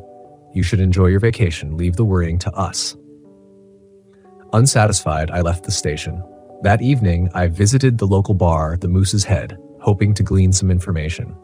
The place was a mix of tourists and locals. I took a seat at the bar next to a man nursing a beer. Rough day? I asked. He glanced at me. You could say that. Tell me about it. I came here for some peace and quiet, and now I'm in the middle of a missing persons mystery. He raised an eyebrow. You talking about the campers? I nodded. Seems like no one wants to talk about it. He took a sip of his beer. People around here are superstitious. They think the woods are haunted. I smirked. Do you believe that? He shook his head.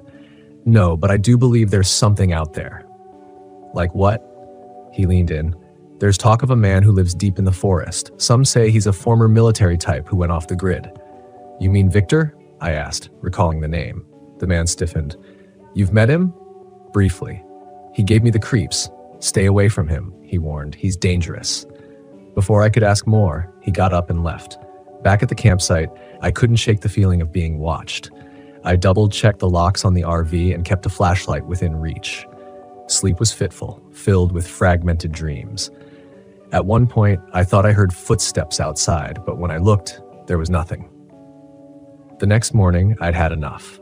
I began packing up, ready to cut my trip short. As I was throwing away the last of my gear, I noticed a piece of paper tucked under the windshield wiper. Unfolding it, I read, "Leave while you still can." My heart raced. Was this a threat or a warning? I headed to the ranger station, but found it deserted. Frustrated, I decided to find Phillips. Driving along the main road, I spotted his truck parked near a trailhead. I followed the path, calling out his name. After about 20 minutes, I stumbled upon a clearing. In the center stood a cabin, old and weather-beaten. Against my better judgment, I approached. The door was ajar. Inside, the place was a mess, papers strewn about, maps pinned to the walls. Then I saw it, a wall covered in photographs, images of the missing campers, all marked with red X's. My own photo was among them, circled in red. A floorboard creaked behind me. I spun around to see Victor standing there, a twisted smile on his face. You just couldn't leave well enough alone, could you? He said. What is this? I demanded, gesturing to the wall. An unnecessary collection, he replied, to cleanse the area of intruders. You're hurting innocent people. He shrugged. Sacrifices must be made to protect the land. I edged toward the door, but he blocked my path. I'm afraid I can't let you leave, he said, pulling out a hunting knife. Desperate, I grabbed a chair and threw it at him. It caught him off guard, giving me a split second to dart past. I sprinted into the woods, adrenaline fueling my escape. Branches whipped against my face, roots threatened to trip me. I could hear Victor crashing through the underbrush behind me. Suddenly, I broke into a clearing and collided with someone. It was Phillips. Help! I gasped. Victor, he's after me. Phillips's eyes widened. This way. He led me to a hidden path that wound back toward the lake. We need to get to the station, he said. Behind us, Victor's voice echoed, You can't hide. We reached the lake and jumped into a motorboat tied to the dock. Phillips fired up the engine and we sped across the water. Halfway across, the engine sputtered and died. You've got to be kidding me, I groaned. Phillips frantically tried to restart it. On the shore, Victor appeared, aiming a rifle. Get down, Phillips shouted. A shot rang out, hitting the side of the boat. I grabbed a paddle and began rowing with all my might. Phillips joined me, and together we made it to the opposite shore. We scrambled up the bank and ran toward the main road. A patrol car was passing by, and we flagged it down. Inside were two officers who listened as we recounted everything. They called for backup and headed back to apprehend Victor. Hours later, we received word that Victor had been caught. After a brief standoff, he was taken into custody, muttering about protecting the land from invaders. An investigation revealed that Victor was a former park ranger who had lost his job due to budget cuts. He'd become obsessed with preserving the wilderness by any means necessary. Turns out the real danger wasn't the wild animals, but a man who couldn't let go of the past.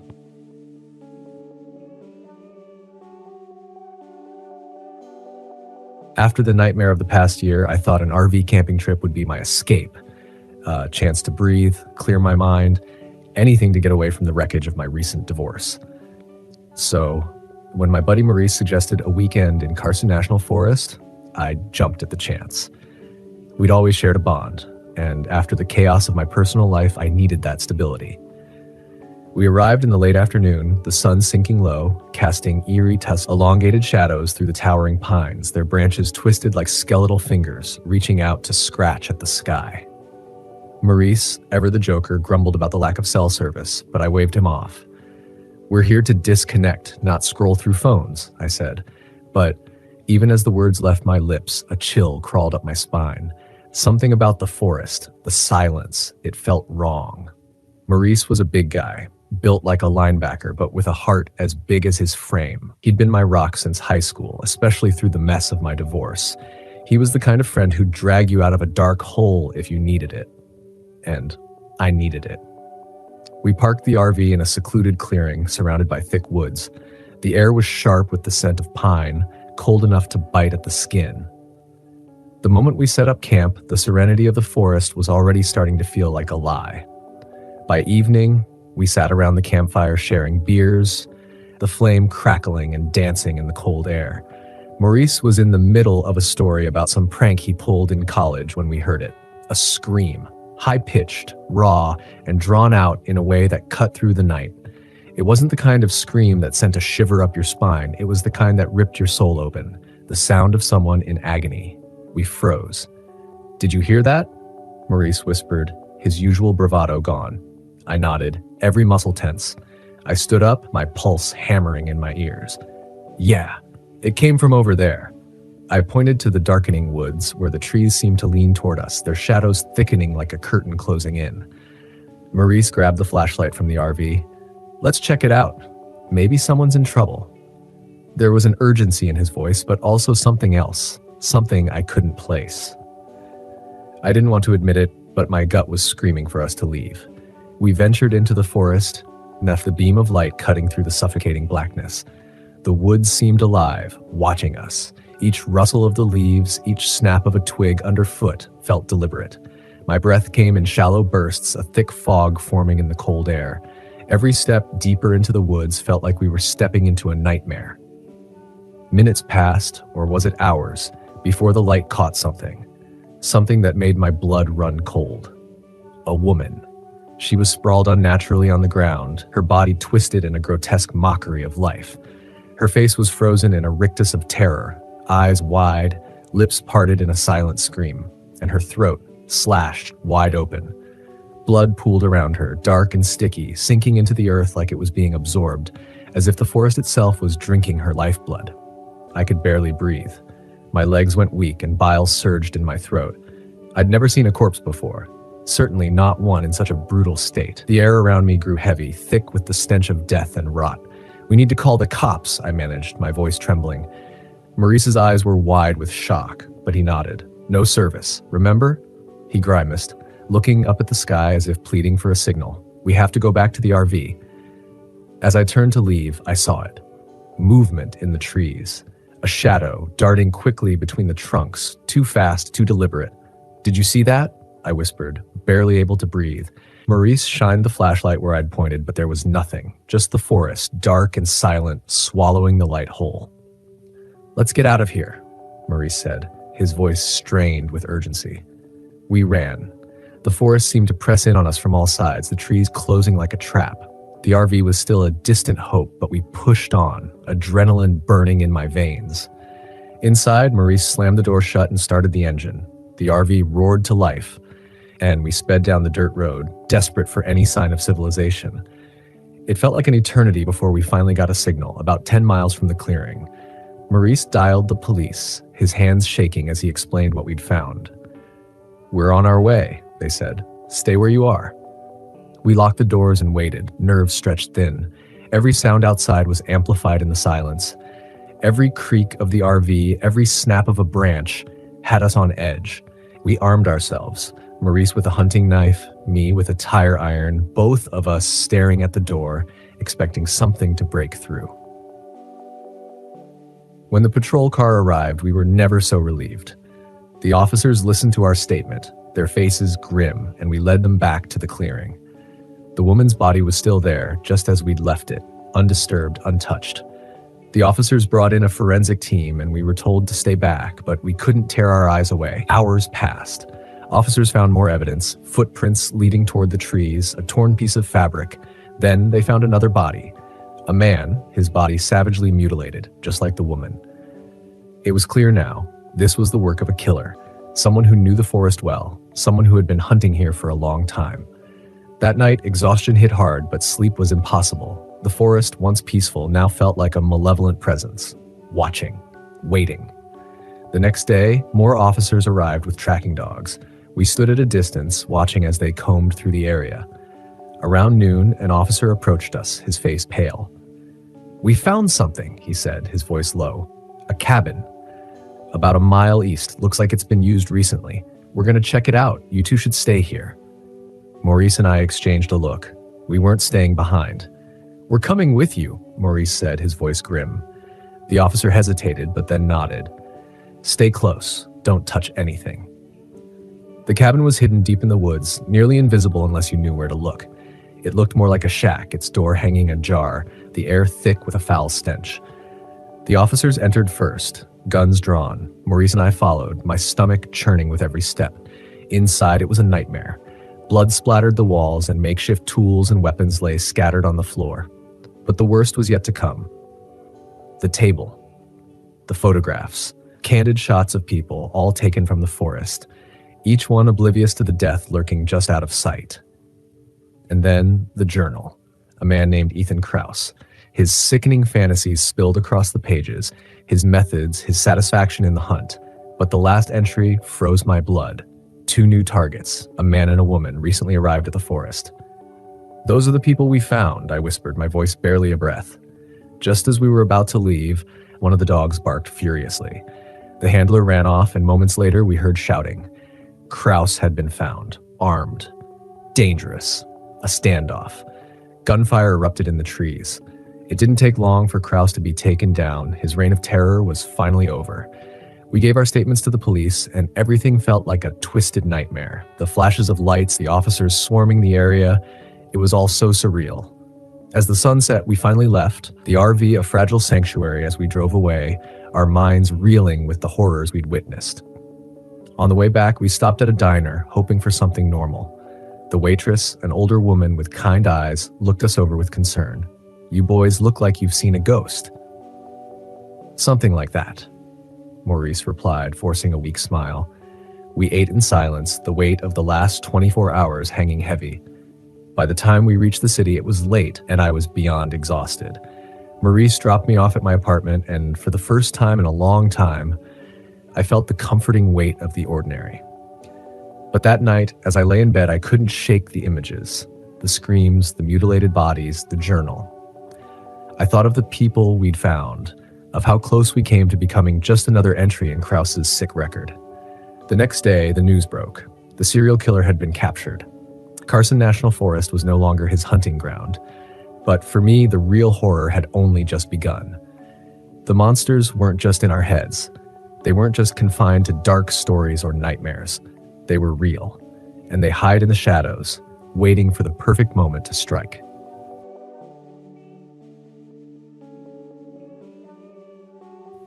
My name is Comrade Thorne, and the events I'm about to describe are so far removed from anything I could have ever imagined that I sometimes wonder if they really happened at all, or if the madness I felt during those days was just an elaborate illusion.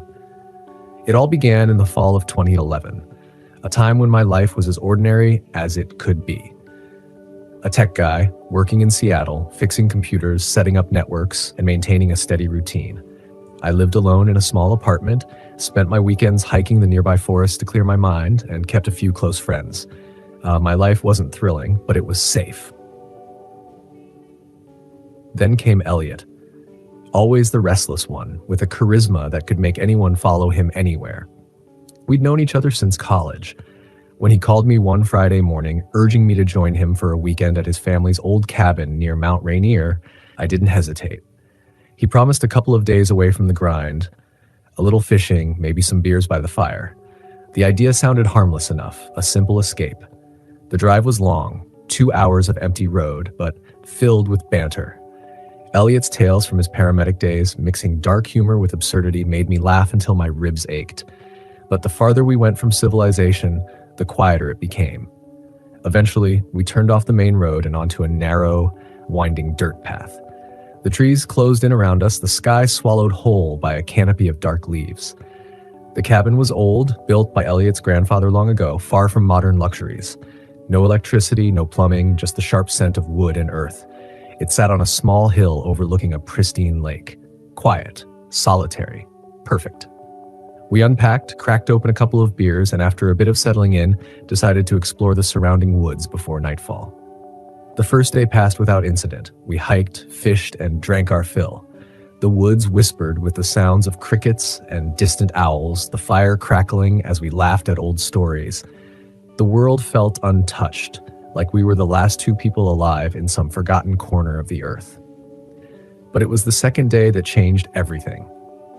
Elliot had mentioned a mine he'd stumbled upon years ago, a relic of some bygone era, and he insisted on showing me. Against my better judgment, I agreed. We packed sandwiches and set off. The air was crisp, sharp with the scent of pine and earth, and the hike was more taxing than I had anticipated, but the forest was breathtaking, majestic even. When we reached the mine, I immediately felt a shift in the air. The entrance was a gaping hole in the hillside, swallowed by overgrowth. The darkness inside seemed to pulse, a deep, unnatural void that I couldn't ignore. But Elliot, ever the adventurer, was already moving toward it, eager to explore. I hesitated. Something in my gut twisted with unease, but I followed him in. The tunnel was narrow, claustrophobic. The air was damp and thick, carrying a smell of old iron and rust. Our flashlights cut through the darkness, but it was impossible to see very far ahead. The sound of our footsteps was muffled, and the silence oppressive. We walked for what felt like an eternity, until the tunnel opened up into a vast cavern. The walls gleamed with moisture, as if the very rock itself was sweating. In the center of the cavern lay a rusted minecart, its metal twisted with age. Elliot immediately rushed to examine it, but I couldn't shake the feeling that we were no longer alone. My flashlight swept the cavern, and that's when I saw it, half buried under a pile of rubble, a human skeleton. My heart slammed into my chest. I froze. The bones were old, decades maybe, but they were unmistakably human, covered in grime, their fragile structure resting beneath the jagged rocks like some forgotten relic. Elliot, I called, my voice thick, shaking with a primal fear I couldn't explain. He came over, his face going pale as he saw what I was looking at. "Holy crap," he muttered under his breath. "What the hell happened here?" I shrugged, my mind already spinning with possibilities. Maybe a cave-in. This place is ancient. We should get out of here. But before we could turn back, we heard it. A rustling sound, faint at first but unmistakable. It wasn't the wind. It wasn't the sound of rocks shifting. It was something. Alive. The noise grew louder, closer. We exchanged looks, and I could see the fear in Elliot's eyes. Real fear, the kind that only comes when you know you're not alone. "We need to go," I said, my voice tight with panic. We turned, but the sound followed us, something moving, something large, its movements deliberate. We hurried back toward the entrance, the beam from my flashlight trembling with each step. Then, Elliot tripped. His flashlight tumbled from his grasp and clattered against the stone floor. As I reached to help him up, I saw it. At the far end of the cavern, standing just beyond the reach of our flashlights, was a figure. Tall, hunched, its limbs unnaturally long. The head, too big for its body, was turned toward us, eyes glowing like burning embers in the darkness. I didn't wait to see more. I grabbed Elliot's arm and we bolted. The thing's footsteps echoed behind us, getting louder, closer. We ran, gasping for breath, the tunnel twisting around us like some dark, suffocating maze. Finally, we reached the entrance, bursting out into the daylight, but we didn't stop. We didn't even slow down. We ran all the way back to the cabin, hearts pounding, breath coming in ragged gasps.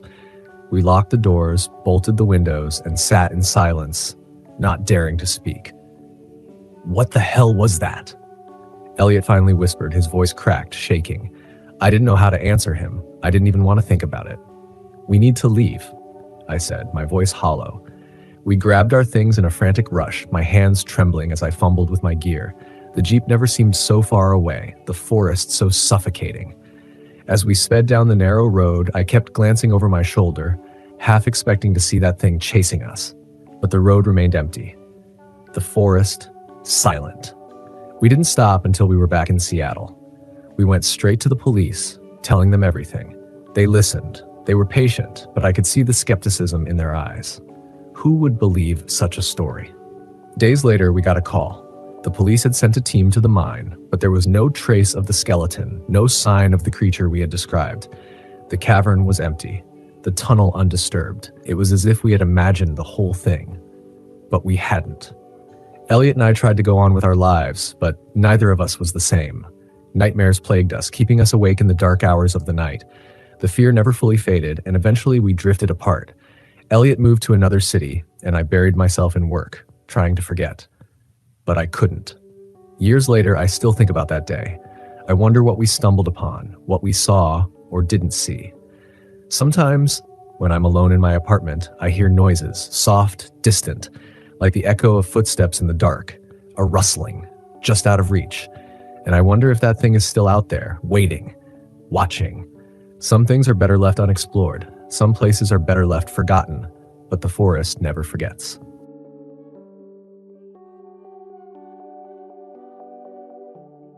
I didn't know how much he hated me until we were halfway up the ridge.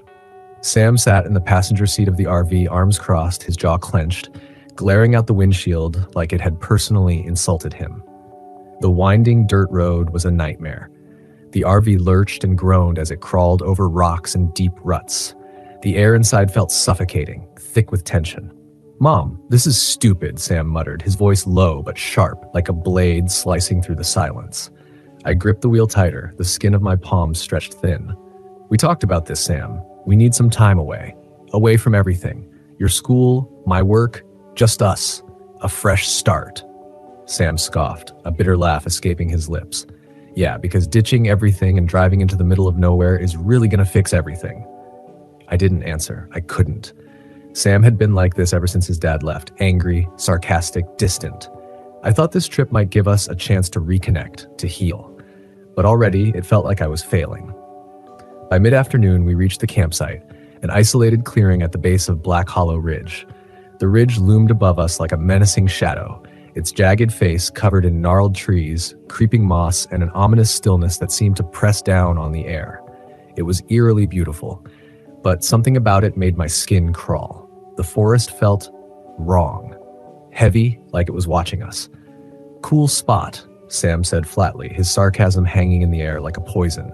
He kicked at the dirt and walked off, his boots crunching with each step. I busied myself setting up the fire pit, desperate to ignore the unsettling tension that clung to the place like a second skin. Sam wandered to the edge of the clearing, pulling out his phone, holding it up in vain as if somehow expecting to find a signal. Of course, there was nothing. "Great. No bars? Guess I'm stuck here with you," Sam muttered, tossing the phone aside. I opened my mouth to respond but was cut off by the arrival of a figure, a park ranger, stepping from the shadows of the trees. "Afternoon," he said, tipping his hat. His name tag read Officer Morales. He had the friendly face of someone you'd trust at first glance, but his eyes told a different story. Haunted, weary.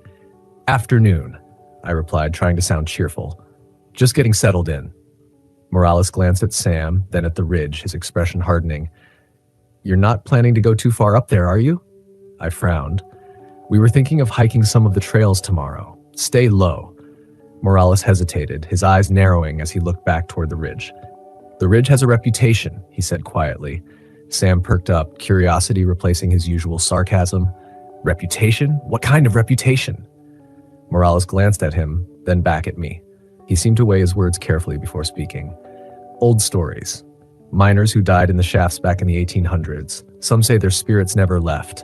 Whispers in the wind, shadows in the trees. People vanish, even experienced hikers. I wouldn't go near the mine ruins up there, not unless you want trouble. I laughed, but it came out forced, nervous. We'll be fine. Morales gave me a long, slow look, his eyes tired and knowing. Just be careful, he said, stay away from the mine. That night, as we sat by the fire, the air grew thick with silence. Even the forest seemed to hold its breath. The flames danced in front of us, casting long, jittering shadows across the trees. Sam was unusually quiet. His eyes flickered to the dark woods surrounding us, then to the fire. He shifted uncomfortably. Do you believe that, Ranger? Sam asked suddenly, breaking the tension. His voice was flat, distant. No, I said quickly, too quickly. He's just trying to scare us. Sam poked at the fire with a stick. Dad would have thought it was cool, he said, his voice barely a whisper. I didn't know what to say to that, so I didn't say anything at all. The forest around us was deathly still. No wind, no crickets, just an oppressive silence. And then a whisper. Barely a sound, but it chilled me to the bone. I froze, my hand tightening around the mug of coffee I'd been holding. Did you hear that? I whispered. Sam looked up from the fire, frowning. Hear what? I strained my ears, but the sound was gone. Only silence. Never mind, I muttered, my voice shaky. It's nothing. The next morning, the trail ahead seemed endless. Sam trailed behind me, his boots crunching the dry earth with every step. The ridge towered above us, its jagged face casting long, sharp shadows over the forest floor. We reached the mine ruins by noon. The air here was colder, the trees more twisted, like they were reaching for us. A crumbling stone arch marked the entrance, its dark mouth yawning wide, as if the mine itself were a living thing, hungry for the souls of those who dared enter. Whoa, Sam said, his voice tinged with awe, stepping closer. Don't, I warned, grabbing his arm. Stay away. But he yanked his arm free. Relax, Mom. It's just a hole. It wasn't just a hole. The darkness inside shifted, undulating, as if alive. It felt like it was watching us. We should go, I said, pulling him away. But the unease lingered in my chest like a sickness. That afternoon, the first real sign of danger came. Sam and I had argued again. He'd stormed off, claiming he needed space, and I let him go, thinking he'd cool off. But hours passed, then 2. Sam, I called, my voice rising in panic as the silence of the woods deepened around me. I retraced my steps, calling his name over and over, but the trees were closing in, the trail vanishing beneath my feet. And then I heard it, a voice. Mom, my heart leapt. I turned toward the sound, running blindly through the trees. Sam, where are you? Over here. His voice was close now, just beyond a thicket of bushes. I pushed through the brush, my breath ragged, my pulse pounding in my ears. But when I emerged on the other side, there was nothing. No Sam, no trail, just the mine entrance, impossibly close as though it had moved. A cold breath brushed the back of my neck and a whisper tickled my ear. Leave. The moment I found him, Sam was sitting on a rock, his hands trembling in his lap. His face was as pale as death. Sam, where were you? I've been looking for hours. What happened? He looked up, his eyes wide with terror. I don't know. I thought I was following you. I heard your voice calling me, but then I realized it wasn't you. That night, the whispers returned. They swirled around the RV, soft and insistent, rising in volume the longer we ignored them. Sam pressed his hands over his ears, rocking back and forth on the bed. Make it stop, he whispered, his voice cracking. I peered out the window. Shadows moved between the trees, too fast, too fluid to be human. Something was out there, something watching us. I grabbed the lantern I'd found in the mine ruins, the cracked glass flickering weakly. I didn't know why I kept it, but something about it felt important. Stay here, I told Sam, my voice tight with fear. I'll be right back. The forest was alive, the darkness pulsing with unseen movement. The whispers seemed to come from everywhere at once, pressing in on me. My hands shook, but I held the lantern high, its flickering light cutting through the suffocating black. Show yourself, I shouted, my voice trembling. The whispers stopped, then everything fell still. And then it appeared. A towering figure, stepping out of the shadows. Its body was wrapped in darkness. Its face, if it had one, was smooth and featureless like a blank canvas. It tilted its head as if curious and raised a hand, beckoning me closer. "No," I whispered, clutching the lantern tighter, my heart pounding in my throat. The figure recoiled, its form flickering like static, and I could feel the air grow colder. "Leave us alone," I shouted, stepping forward. The lantern's light blazed brighter, and the figure shrieked, a low, guttural hiss, before vanishing back into the shadows. At dawn, Sam and I fled, leaving everything behind. We didn't speak as we stumbled down the ridge, our feet dragging, our bodies exhausted. Officer Morales found us near the trailhead, his face pale when he saw us. "You're lucky," he said quietly, as if he knew. "Not everyone makes it back." We didn't look back as we drove away, but as we reached the edge of the forest, I glanced in the rearview mirror. The figure stood at the top of the ridge, watching us leave. We didn't stop until we were miles away. Even now, when I close my eyes, I can still hear the whispers.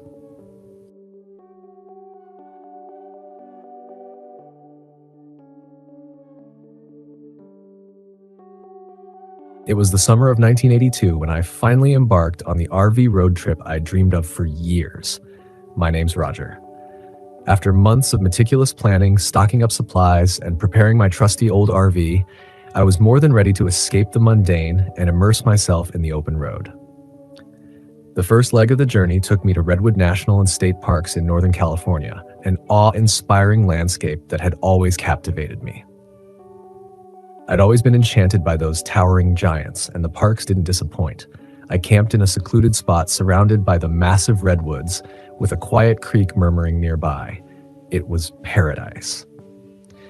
The first few days were everything I hoped for. Long, tranquil hikes, peaceful nights by the campfire, and that unmatched feeling of being entirely alone in nature. I even joked to myself, thinking the biggest danger I'd face would be accidentally stepping on a banana slug. I wish I hadn't been so flippant. One morning, I woke up early, eager for another trek. I grabbed some granola, brewed a cup of camp coffee, and was about to set off when something caught my eye. My cooler was overturned. Food wrappers were scattered around like trash. Someone, or something, had been rummaging through my stuff. I could have sworn I'd locked everything up tight, but the evidence told a different story. At first, I figured it was just a curious raccoon or maybe a bear cub. But then, my heart sank. Human footprints. And not just one set. There were two, different sizes, like a pair of people had been snooping around my camp. A cold wave of dread swept over me. Was it just some hikers passing through, or was someone watching me? I didn't want to believe it, but the gnawing feeling in the pit of my stomach said otherwise. I decided to investigate, following the prints deeper into the woods, away from the main trails. As I walked, the air felt heavy, thick with something I couldn't name. The hairs on the back of my neck stood on end, like an animal sensing danger. I reached for the hunting knife strapped to my belt, just a precaution. But even as I told myself it was probably nothing, my heart hammered in my chest. After what felt like an eternity, I spotted something ahead that froze me in place. A makeshift campsite. It wasn't the kind of thing any ordinary camper would set up. Ragged tarps were rigged together like a shanty, rusted old cooking gear lay discarded in the dirt, and piles of trash were strewn about. And in the middle of it all, hunched over a small fire, sat a man. His back was to me, and he appeared oblivious to my presence, but the rifle propped against the nearby tree immediately set my nerves on edge. I should have turned around. I knew it, and common sense screamed at me to leave, but something, a terrible, inexplicable force, compelled me to move closer. I approached slowly, every step deliberate, silent, praying he hadn't seen me. Maybe I could talk to him, figure out why he disturbed my campsite, or if he'd seen anyone else around. I was about 20 feet away when it happened. The man stood up abruptly, his movements unnatural, like a predator sensing its prey. He turned toward me in one swift motion, and I caught a glimpse of his face, a thin, weathered thing, eyes sunken, vacant, like they were staring through me into something far darker. Then the crack of a gunshot rang out, echoing through the trees. I didn't even see him raise the rifle, but the sound of it split the air, the bullet whizzing by inches above my head. I dropped to the ground instinctively, my heart pounding in my chest as fear flooded my veins. He'd seen me. I scrambled to my feet, my breath a ragged mess of panic, and tore through the woods, not caring about stealth. Branches whipped at my face, roots caught at my feet, but I ran blindly, desperate to escape. I could almost hear his footsteps pounding behind me, the sound of him chasing me getting closer. But I couldn't look back. My legs burned, my lungs ached, but I pushed on, knowing only one thing: survival. It felt like an eternity before I burst out onto the main trail, gasping for breath. I didn't stop running, not even when I reached my RV. I fumbled with the keys, my hands shaking so violently I could barely get them into the ignition. Finally, I threw the RV in gear and sped off, gravel spraying behind me as I raced down the park road. My mind was a blur of questions, each one more terrifying than the last. Who was that man? Was he alone? What the hell did he want? I had no answers. Only the image of his face burned into my memory. Those hollow eyes filled with twisted hunger. A chill ran down my spine as I put miles between myself and the redwoods. When I reached a rest stop, I called the park rangers, told them everything about the makeshift campsite, the footprints, the gunshot. They promised to investigate, but by then it was too late. The damage had been done. The rest of the trip was a nightmare. Every rustle in the bushes had me on edge. Every car that passed me on a lonely road made my pulse race, my thoughts spiraling into panic. And the nights, they were the worst. I lay awake, imagining that man's eyes, following me in the dark, his rifle aimed at me, ready to strike. I barely slept a wink. When I finally returned home, safety felt like an illusion. I installed extra locks, a security system, even started glancing over my shoulder on the walk from my car to the door. People said I was being paranoid. Maybe I was, but I couldn't shake that feeling, that sense of being hunted. I haven't been back to the redwoods since, and I'm not sure I ever will. Sometimes, late at night, when the world is still, I can feel that man's gaze on me, heavy and suffocating. I wonder if he's still out there, somewhere in the shadows, waiting.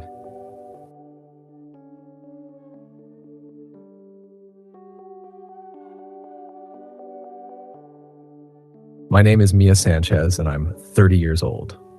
What happened to me last spring in the Superstition Mountains of Arizona is a memory I can't escape. A nightmare that lingers, bending the edges of reality. I was hired by an ecotourism company to map out a new hiking trail, but what we uncovered in that desolate wilderness was not just hidden from maps, it was hidden from sanity itself. The details are slipping through my mind like water through cracked fingers. What was real? What was a product of fear? All I know is this: we stumbled into something ancient and hungry, something that made it clear we weren't meant to leave. I brought my childhood friend Jamie and my intern Liv along, both of them unknowing passengers on a journey into the heart of terror. Jamie, 28, lived for the thrill. He was all reckless energy, always chasing the next adrenaline rush like he could outrun whatever haunted him. Liv, 25, was the opposite. Quiet, city-born, and jumpy, flinching at every gust of wind or shift in the shadows. I thought they'd balance each other out. I was wrong.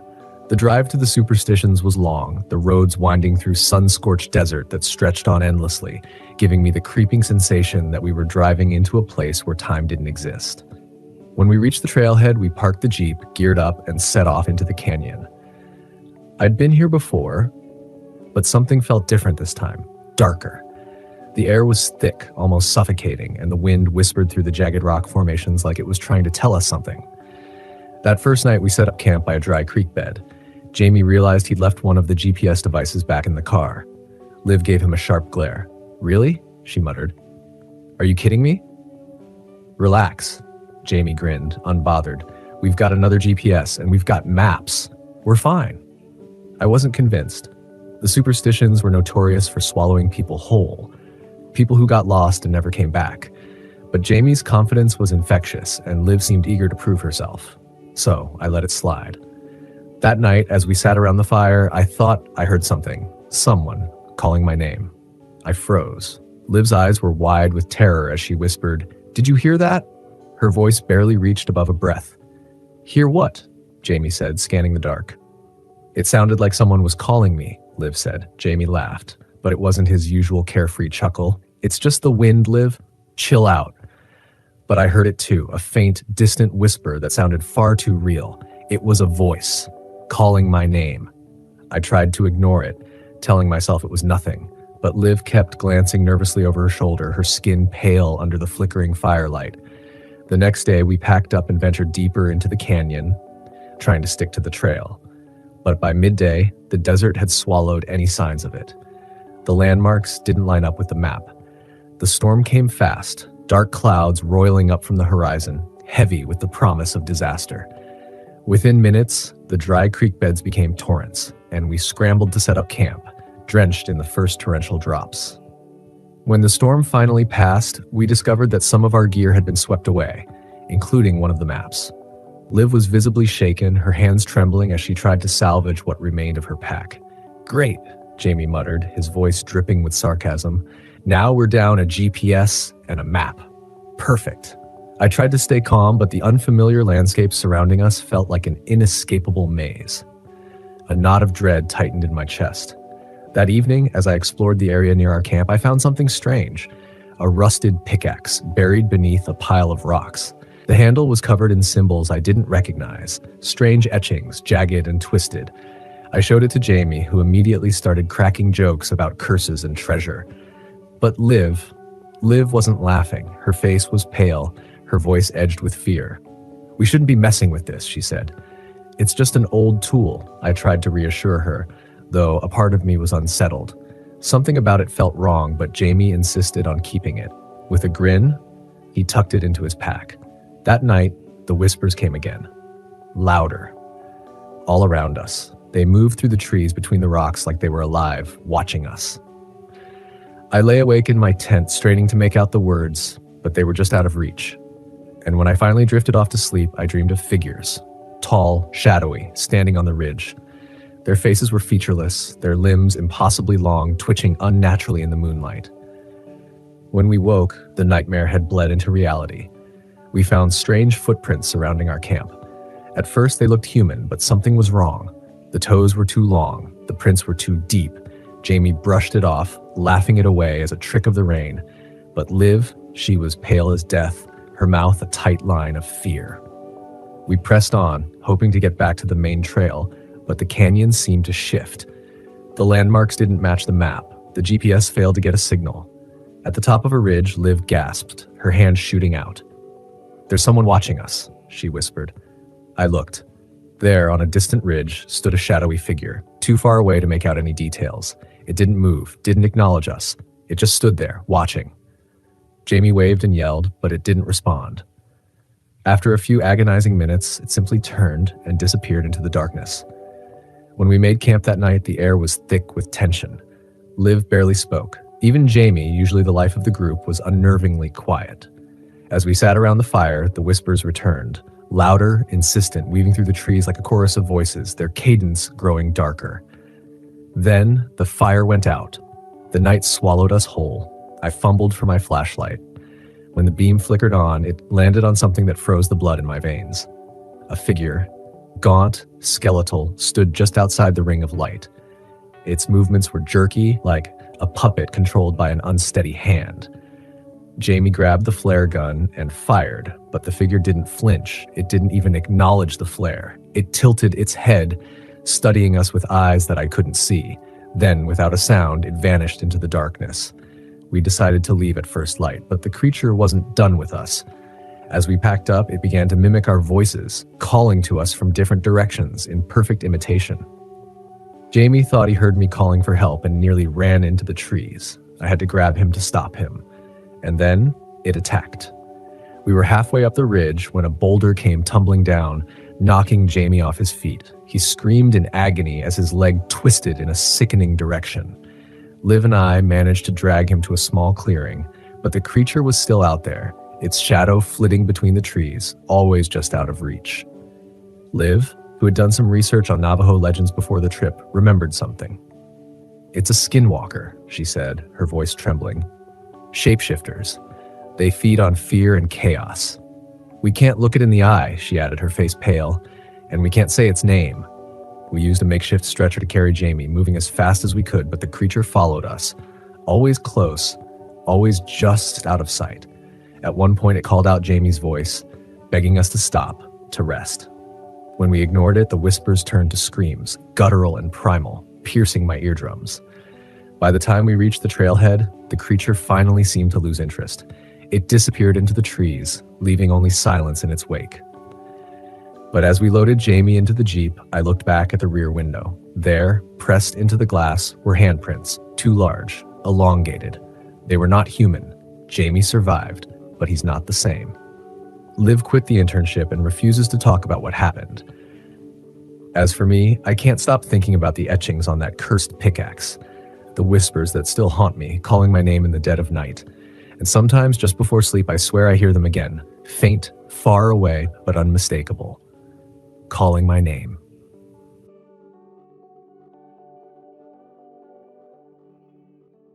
It started off like any other camping trip. I was out in my RV enjoying the peace and quiet of the Appalachian Mountains. I had always found solace in nature, especially after my divorce last year. I thought a solo trip would clear my head and help me reconnect with myself. My name's Warren Grady. I'm not one to dwell on the past, but let's just say life hasn't been a smooth ride. I've had my share of ups and downs, and this trip was supposed to be an up for me, a little escape from the daily grind. The campsite was perfect, nestled in a small clearing with tall pines all around. The air was crisp and the scent of pine needles filled my lungs. I parked the RV, set up my little fire pit, and settled into my chair with a cold beer. Everything seemed perfect.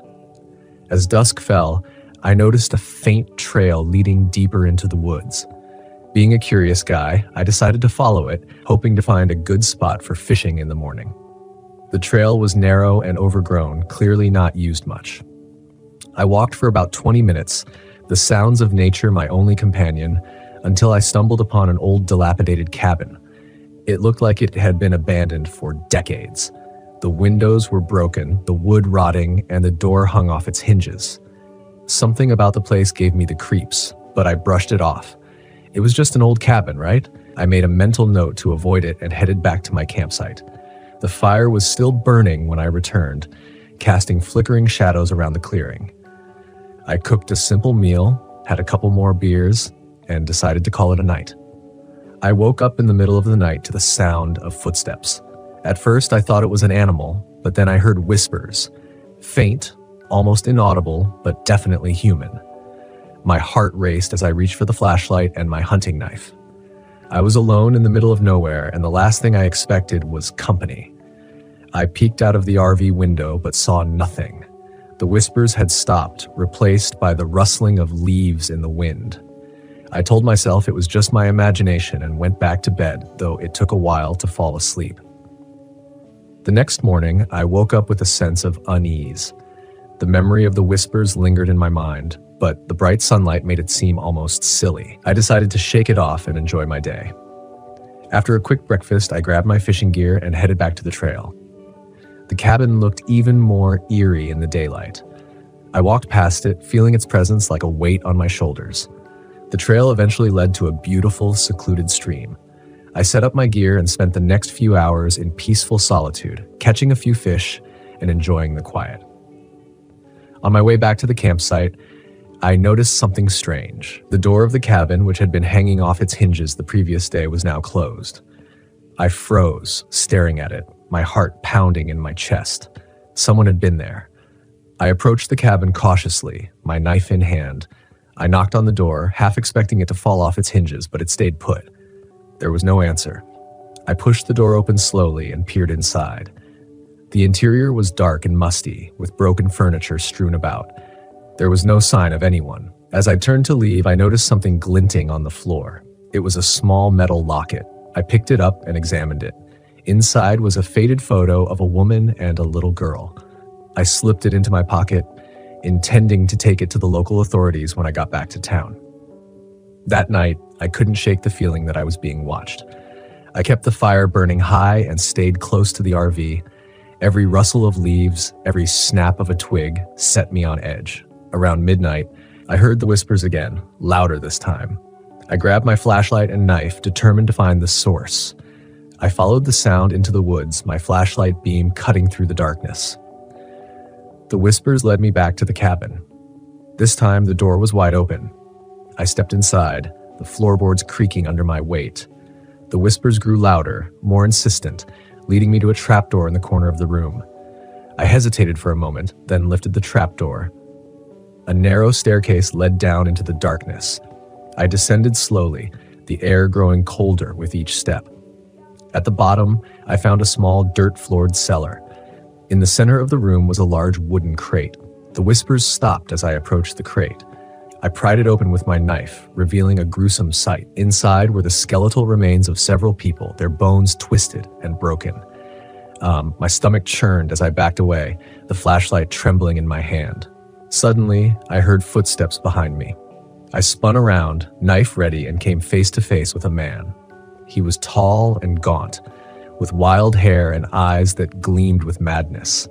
He lunged at me and we struggled, rolling across the dirt floor. I slashed at him with the knife, but he was strong and relentless. He pinned me to the ground, his hands around my throat. I fought back with all my strength, managing to throw him off. He stumbled, hitting his head on the edge of the crate. He lay still, blood pooling around his head. I scrambled to my feet, gasping for air. My hands shook as I picked up the flashlight and knife. I needed to get out of there, to get help. As I climbed the stairs, I could hear the whispers again, fainter now, almost pleading. I ran back to the RV, my mind racing. I needed to get to the nearest town and report what I had found. I packed up my things quickly, my hands still trembling. As I drove away, I glanced back at the cabin one last time. It stood there, silent and ominous, as if watching me leave. I made it to the nearest town and went straight to the sheriff's office. I told them everything, showed them the locket, and led them back to the cabin. The sheriff and his deputies searched the place thoroughly. They found the remains in the cellar and identified them as several missing persons from the past decade. The man I had fought was a drifter, a serial killer who had been hiding in the woods for years. He had been using the cabin as his hideout, luring campers and hikers to their deaths. The whispers I had heard were from his victims, their voices lingering in the place where they had met their end. The authorities thanked me for my help and assured me that the man would never harm anyone again. They took the locket to identify the woman and child in the photo and to bring closure to their families. As I drove back home, I couldn't help but feel a sense of relief. I had survived something horrific, and in doing so had helped bring justice to those who couldn't speak for themselves. The memories of that night would stay with me, but I wouldn't let them haunt me. I was stronger than that. I continued to camp and enjoy the great outdoors, but I was always more cautious, more aware of my surroundings. The wilderness held many secrets, and I had learned that some of them were darker than I could have ever imagined. In the end, I didn't let fear control me. I faced it head on and came out stronger. And as I sat by the campfire on my next trip, I knew that I was truly free.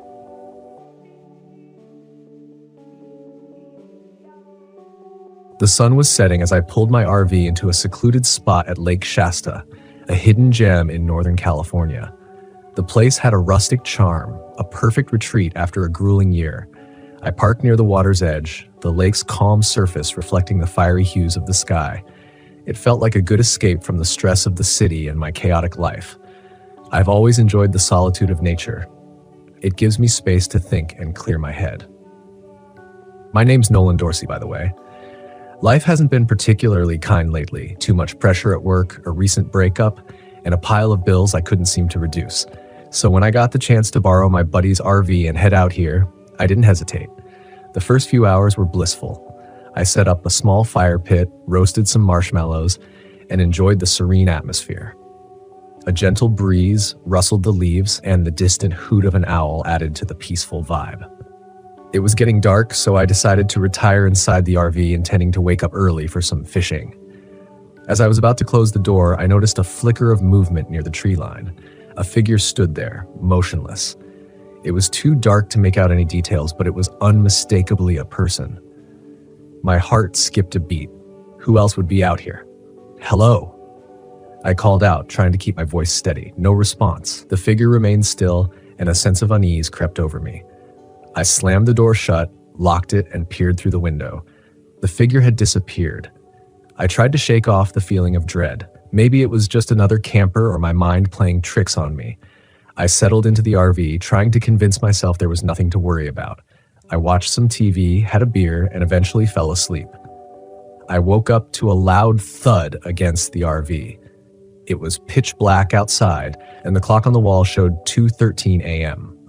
My heart pounded as I listened for any more sounds. Another thud. I grabbed the flashlight from the drawer and hesitated, wondering if I should step outside, but curiosity and a sense of self-preservation won over. I opened the door cautiously, shining the flashlight into the darkness. Nothing. As I scanned the area, I noticed something strange. A crude wooden totem standing just a few feet from the RV.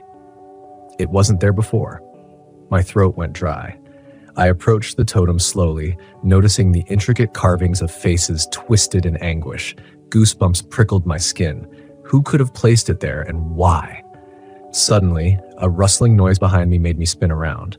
The figure from before was back, but now closer. I could see him more clearly in the flashlight beam. A tall man with wild, unkempt hair and clothes that looked like they had been through hell. His eyes, though I couldn't see their color, were intense and filled with a menacing gleam. "Who are you?" I demanded, trying to sound braver than I felt. He didn't answer. Instead, he took a step forward, his gaze locked on me. Panic surged through me. I bolted back to the RV, slammed the door, and locked it. My hands trembled as I grabbed my phone to call the police. No signal. Desperation clawed at me. I rummaged through the drawers, finding a flare gun. It wasn't much, but it was something. I sat on the bed, clutching it tightly, waiting for the first light of dawn. The night dragged on, every minute feeling like an hour. I heard footsteps circling the RV, but no attempts to break in. Whoever he was toying with me. The hours crawled by, and eventually the first rays of sunlight pierced through the curtains. The footsteps stopped. I dared to peek outside. The totem was gone, and so was the man. I debated whether to pack up and leave immediately or stay and figure out what was going on. Part of me was too stubborn to be chased away. After a quick breakfast, I decided to investigate the area where I had seen the man. The ground was disturbed, footprints leading in and out of the woods. I followed them, keeping the flare gun ready. The trail led deeper into the forest, where I found a small makeshift campsite. It looked abandoned, but recent. My eyes caught sight of something shiny, partially buried in the dirt. I dug it out. It was a small, ornate box covered in dirt and grime. I opened it cautiously, revealing a collection of old photographs. They were black and white, showing a family, a man, woman, and a little girl. The man looked eerily similar to the figure I had seen. My skin prickled with unease. I took the box back to the RV and spent the next few hours trying to make sense of it. The photos seemed old, decades old. Why was this man carrying them? Who were these people? Later in the afternoon, as I was sitting outside, a voice startled me. Found something interesting. I turned to see an old man standing a few feet away, leaning on a cane. He must have been in his 70s, with a weathered face and a knowing look in his eyes. "Who are you?" I asked, standing up, still holding the flare gun. "Name's Everett," he said, raising a hand in a peaceful gesture. "I live nearby, saw your RV, and thought I'd come say hello." "Everett, do you know anything about a man wandering around here? Looks a bit deranged." Everett's expression darkened. "You've seen him, haven't you?" I nodded, and he sighed deeply, sitting on a log. "That's Henry. Used to be a decent fellow until, well, things went south." "What do you mean?" I asked. Everett began to recount the tale. Henry was once a local fisherman, known to everyone in the area. He had a family, a wife and a daughter. They lived happily by the lake until one night his family disappeared without a trace. The authorities searched, but no bodies were found. Henry was devastated and eventually lost his mind, convinced they were taken by something in the woods. He became a hermit, living out here, away from people. Folks around here steer clear of him, Everett explained. Some say he still thinks he can find them. The pieces started to fit together, but it didn't explain why Henry was now stalking me. "Why is he after me?" I asked. Everett shook his head. "Hard to say. Maybe he sees you as a threat, or maybe he's just lost touch with reality completely." That night, I couldn't sleep. Everett had offered to stay, but I declined. I needed to confront Henry to understand why he was tormenting me. Armed with the flare gun, I set out once more to the campsite. It was empty, but fresh footprints suggested he was nearby. As I searched, I heard a faint cry for help. My heart raced as I followed the sound. It led me to a small cave hidden by dense underbrush. Inside, it was dark and damp, but I could see a flicker of light deeper within. I crept forward, the cries growing louder. Rounding a corner, I saw Henry kneeling beside a shallow pit. Inside were two skeletons, partially buried. Their clothes were tattered, but recognizable from the photos I had found. Henry was weeping, holding a small, tattered teddy bear. He looked up as I approached, his face a mix of sorrow and madness. "They took them," he whispered, "but I found them." My mind raced, trying to comprehend the scene. These were his family's remains, but who had taken them and why? "Henry, who did this?" I asked gently. He shook his head, tears streaming down his face.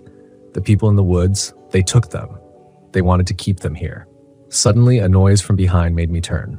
Everett stood there, his face grim. "It's time to end this, Henry," he said. Henry's eyes widened in fear. "No, you're one of them." Before I could react, Henry lunged at Everett, a knife appearing in his hand. I fired the flare gun instinctively. The bright flash and the searing pain of the flare struck Henry, sending him sprawling to the ground. Everett rushed to restrain him, but it was too late. Henry's breathing became shallow, and within moments, he was still. Everett looked at me, his face lined with sorrow. I didn't want it to end this way. "What did he mean?" "You're one of them," I demanded. Everett sighed, sitting down heavily. Henry wasn't entirely wrong. There were people, cultists, who believed the lake had mystical powers. They used to perform rituals here, sacrifices. When Henry's family disappeared, I knew it was them. I tried to stop it, but they were too powerful. Over the years, they've dwindled, but the memories haunted Henry. He never recovered. I sat down, trying to process everything. "So what now?" Everett shook his head. "We bury them properly and hope that Henry finds peace at last." We worked in silence, giving Henry and his family a proper burial by the lake. As the sun rose, casting a golden light over the water, a sense of calm finally settled over me. I packed up the RV, ready to leave this place behind. As I drove away, I couldn't help but glance back at the lake one last time. The peaceful surface belied the horrors it had witnessed, but it also held a sense of closure, and in the end, that's all I could ask for.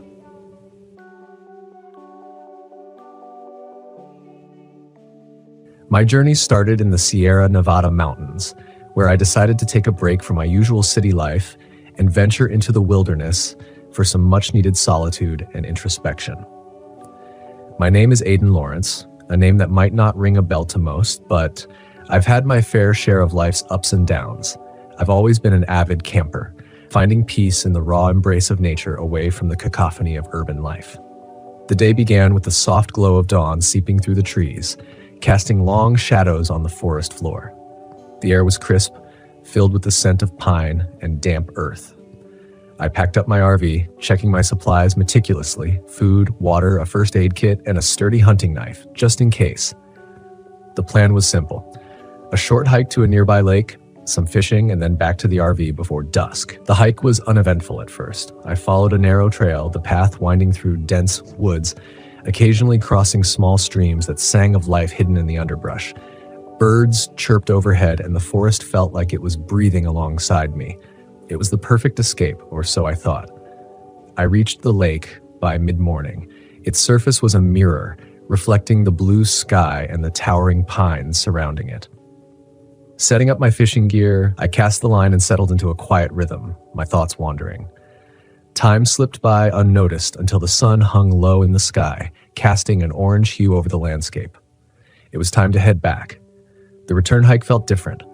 The woods, which had seemed inviting in the daylight, now felt oppressive as the shadows lengthened.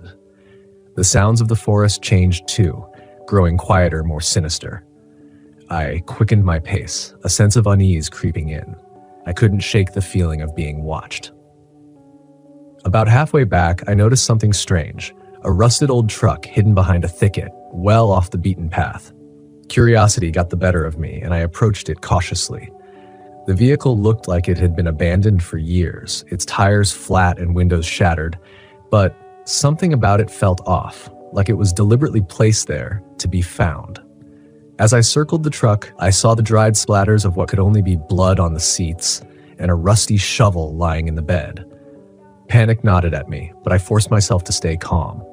The logical part of my brain told me to turn back, to head straight to the RV and drive away as fast as I could, but a part of me needed to know what had happened here. I pushed deeper into the woods, following a barely visible trail leading away from the truck. The forest grew denser, the air heavier. After what felt like an eternity, I stumbled upon a clearing. My heart froze at the sight before me. A small makeshift campsite with a tent, a campfire long extinguished, and more blood. There were signs of a struggle, broken branches and footprints in the dirt. Then I saw him, a man sitting on a fallen log, his clothes tattered and stained with dried blood. His face was gaunt, eyes hollow, and he stared at me with a look that sent a shiver down my spine. He didn't move, didn't speak, just watched as I approached cautiously.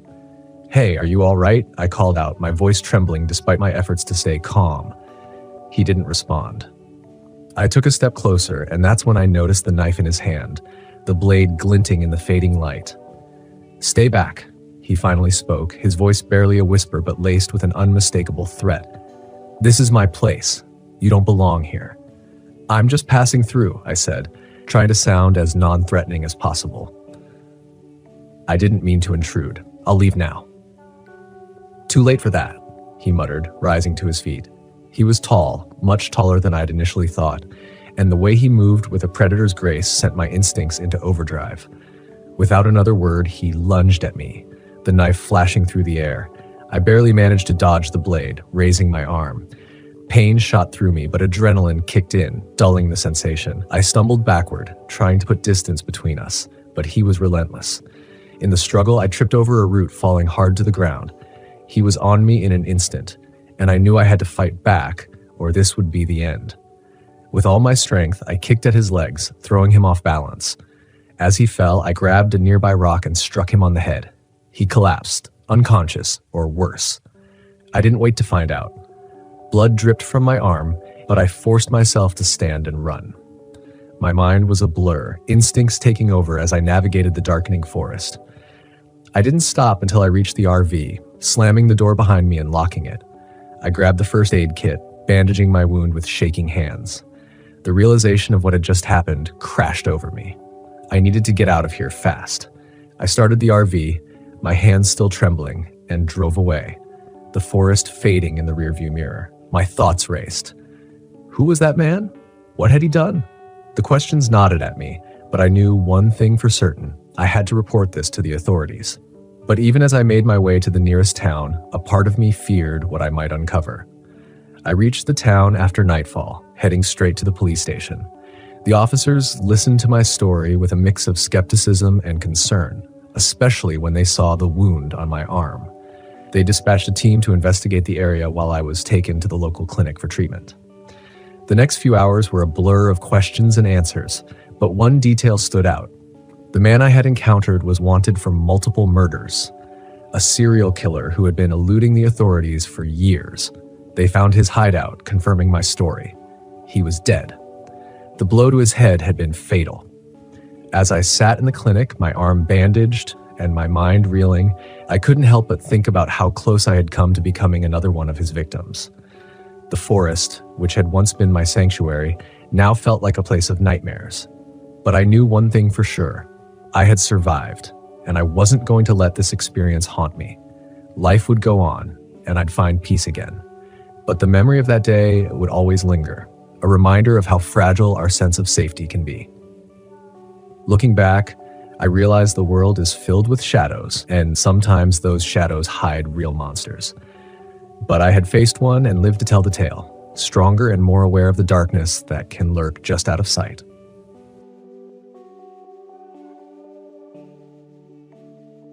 My name is Jacob Lopez, and I'm 42 years old. This happened last October during one of the lowest points in my life. I had just lost my husband Michael to a sudden heart attack.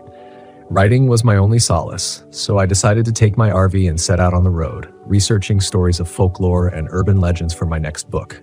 I thought immersing myself in old tales would help me escape my grief. Instead, it brought me face to face with something I can't explain, something that nearly destroyed me. It started with Devil's Hollow Road, a stretch of pavement just outside Fort Wayne, Indiana, surrounded by dense woods and steeped in chilling stories about witches and the devil himself.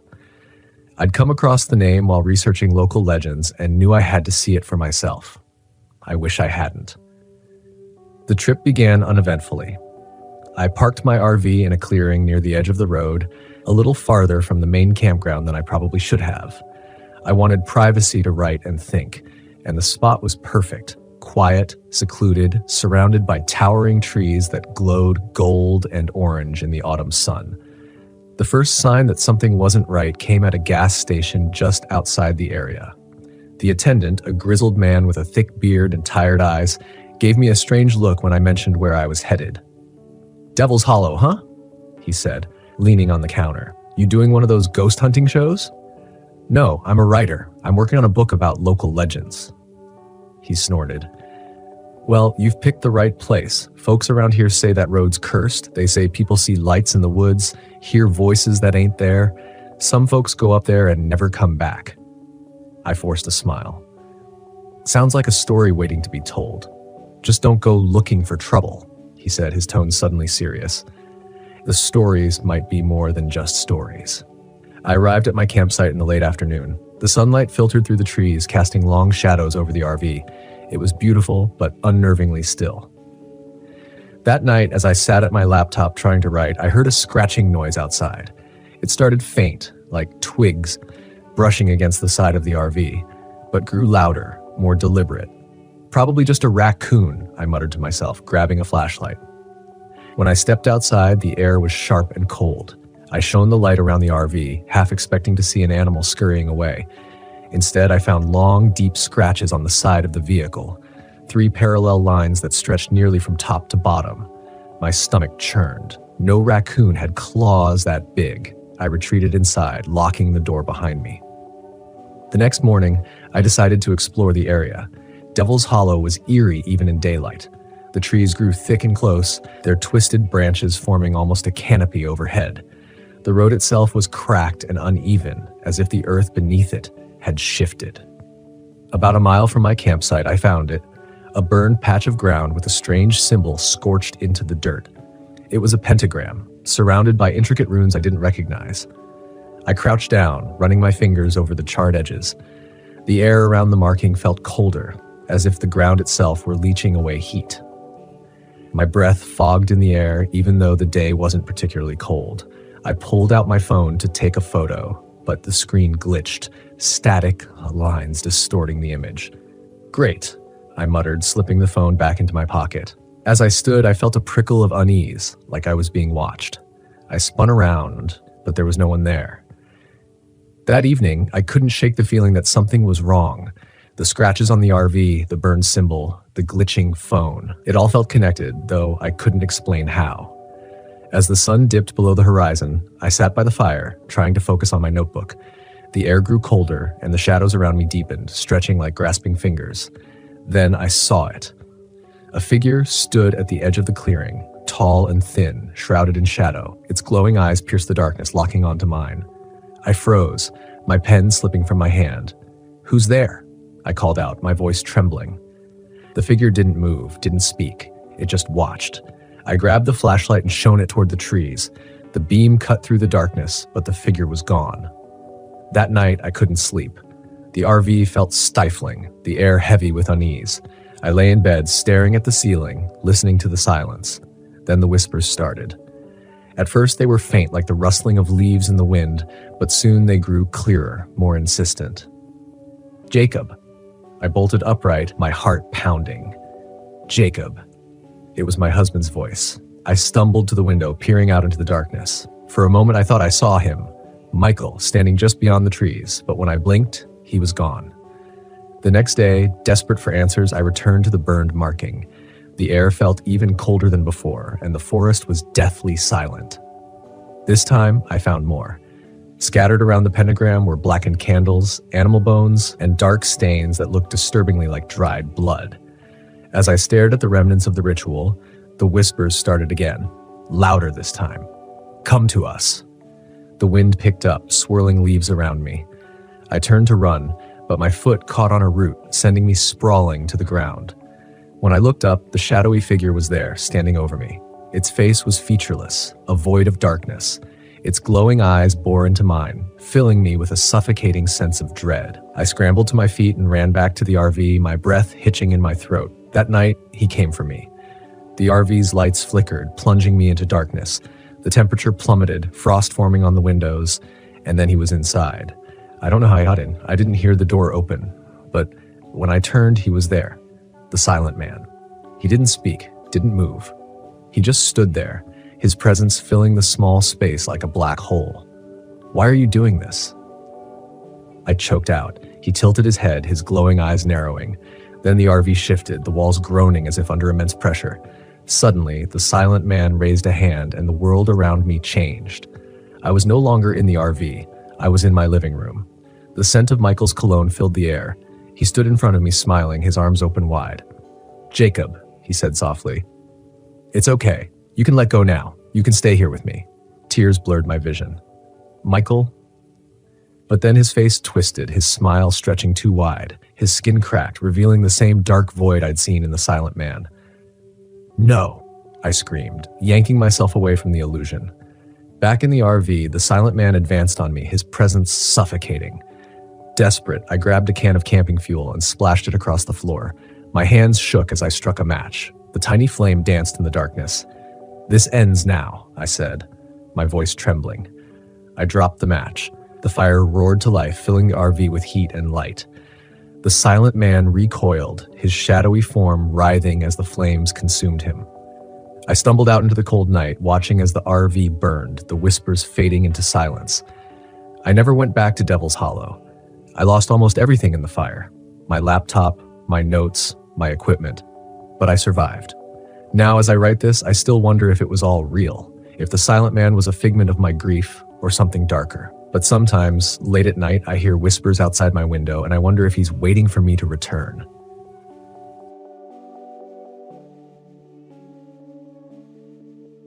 My name is Riley Marks, and I'm 33 years old. This happened last fall when I traveled to Black Bayou Lake in northern Louisiana. I was there to write an article on the folklore of Louisiana's most haunted places, but the story I uncovered was something I could never put into print. What I found in the bayou was far too personal and far too terrifying to share with anyone. Until now. I had been traveling in my RV for a few weeks, chasing legends.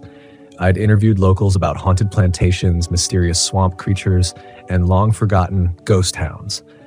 Black Bayou was meant to be the grand finale, the perfect setting to cap off my piece, with its shadowy waters, gnarled cypress trees, and the legend of La Dame Sombre. I didn't believe in ghosts, of course, not really. I thought there might be something to the stories, a flicker of truth twisted into folklore, but nothing supernatural. I was wrong. I arrived at the wildlife refuge late in the afternoon. The golden sunlight filtering through the trees made the bayou look almost peaceful. But there was an underlying silence that unnerved me. No chirping birds, no rustling leaves, just the sound of my RV tires crunching gravel as I pulled into the visitor center parking lot. A woman stepped out to greet me. She was older, with wiry gray hair tied back in a ponytail and sun-worn skin. Her name tag read Marcy. She gave me a once-over, sizing me up like she'd seen my kind before. "Journalist, huh?" she said as I introduced myself. "Y'all always poking around here asking about La Dame," she added. "Is the legend true?" I asked, smiling, trying to put her at ease. She didn't return the smile. "It's true enough. I'll tell you this much. Don't go wandering off after dark. She don't like being disturbed." Before I could press her for more, a man in waders walked past carrying a fishing pole. He tipped his hat at me and said, "Better listen to her. This place will play tricks on you if you're not careful." I laughed nervously, but neither of them looked like they were joking. That evening, I parked my RV at the designated campsite near the water. I set up my equipment, camera, audio recorder, and notepad, and waited for the sun to set. The bayou transformed at night. The golden light gave way to an eerie, inky darkness. The trees cast long shadows over the still water, and the air felt heavier, damp and clinging. I started recording notes, speaking softly into my phone. Day 1. Black Bayou Lake. Locals are tight-lipped about La Dame Sombre, but they all seem to believe in her. Legend says she was a woman betrayed by her lover, Back, who lured her into the bayou and left her to drown.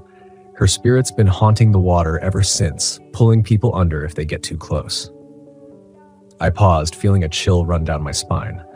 Somewhere in the distance, I thought I heard humming. It was faint, almost too soft to hear, but unmistakably human. I turned off the recorder and stepped outside, shining my flashlight toward the water. The beam caught the gnarled roots of a cypress tree and nothing else.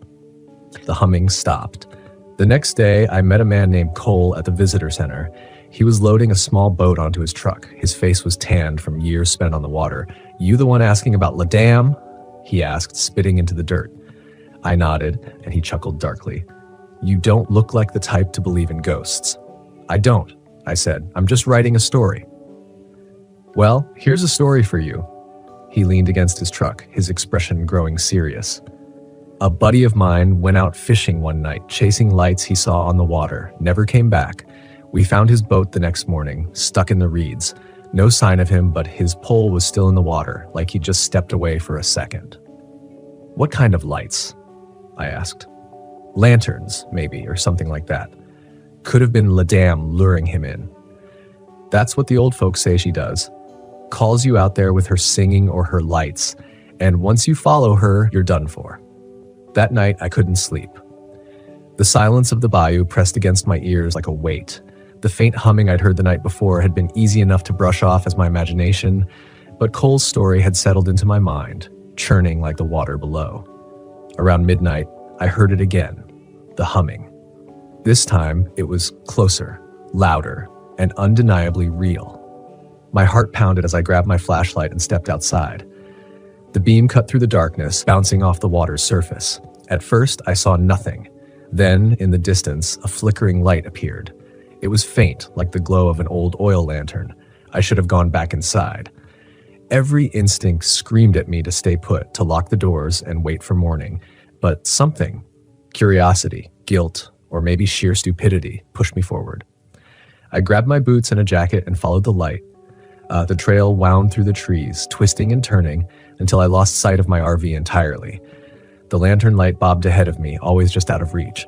I called out once, but my voice was swallowed by the darkness. The only response was the soft splash of water as I stepped onto the edge of the bayou.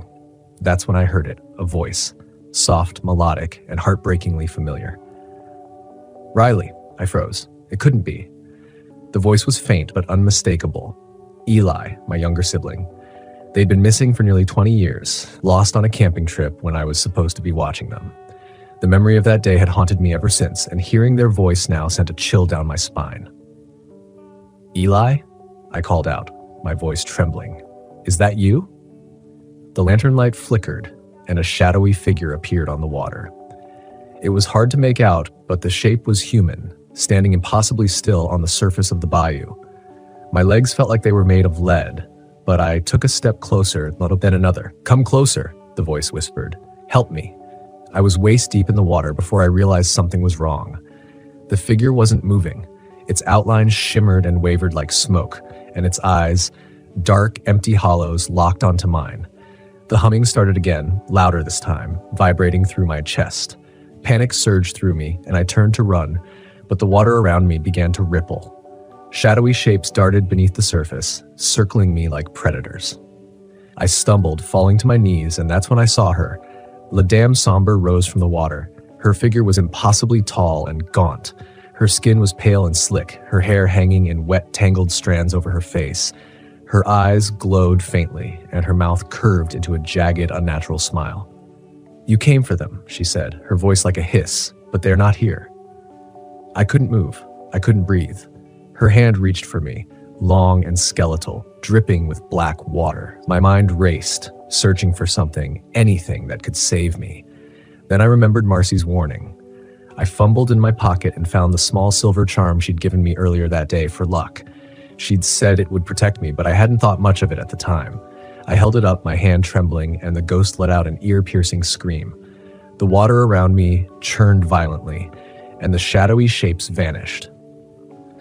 La Dam Sombre recoiled, her form flickering like a dying flame. I scrambled to my feet and ran, not stopping until I reached the safety of my RV. I left Black Bayou the next morning, my hands still shaking as I gripped the steering wheel. The charm sat on the dashboard, its surface tarnished and warm to the touch. I didn't look back as I drove away, but the haunting melody of her humming stayed with me. Even now, I hear it sometimes, late at night, when the world is quiet. I'll wake up drenched in sweat, convinced she's outside my window, waiting. And maybe she is. Maybe La Dame Sombre never really lets you go. But there's one thing I know for certain. I won't be writing that article.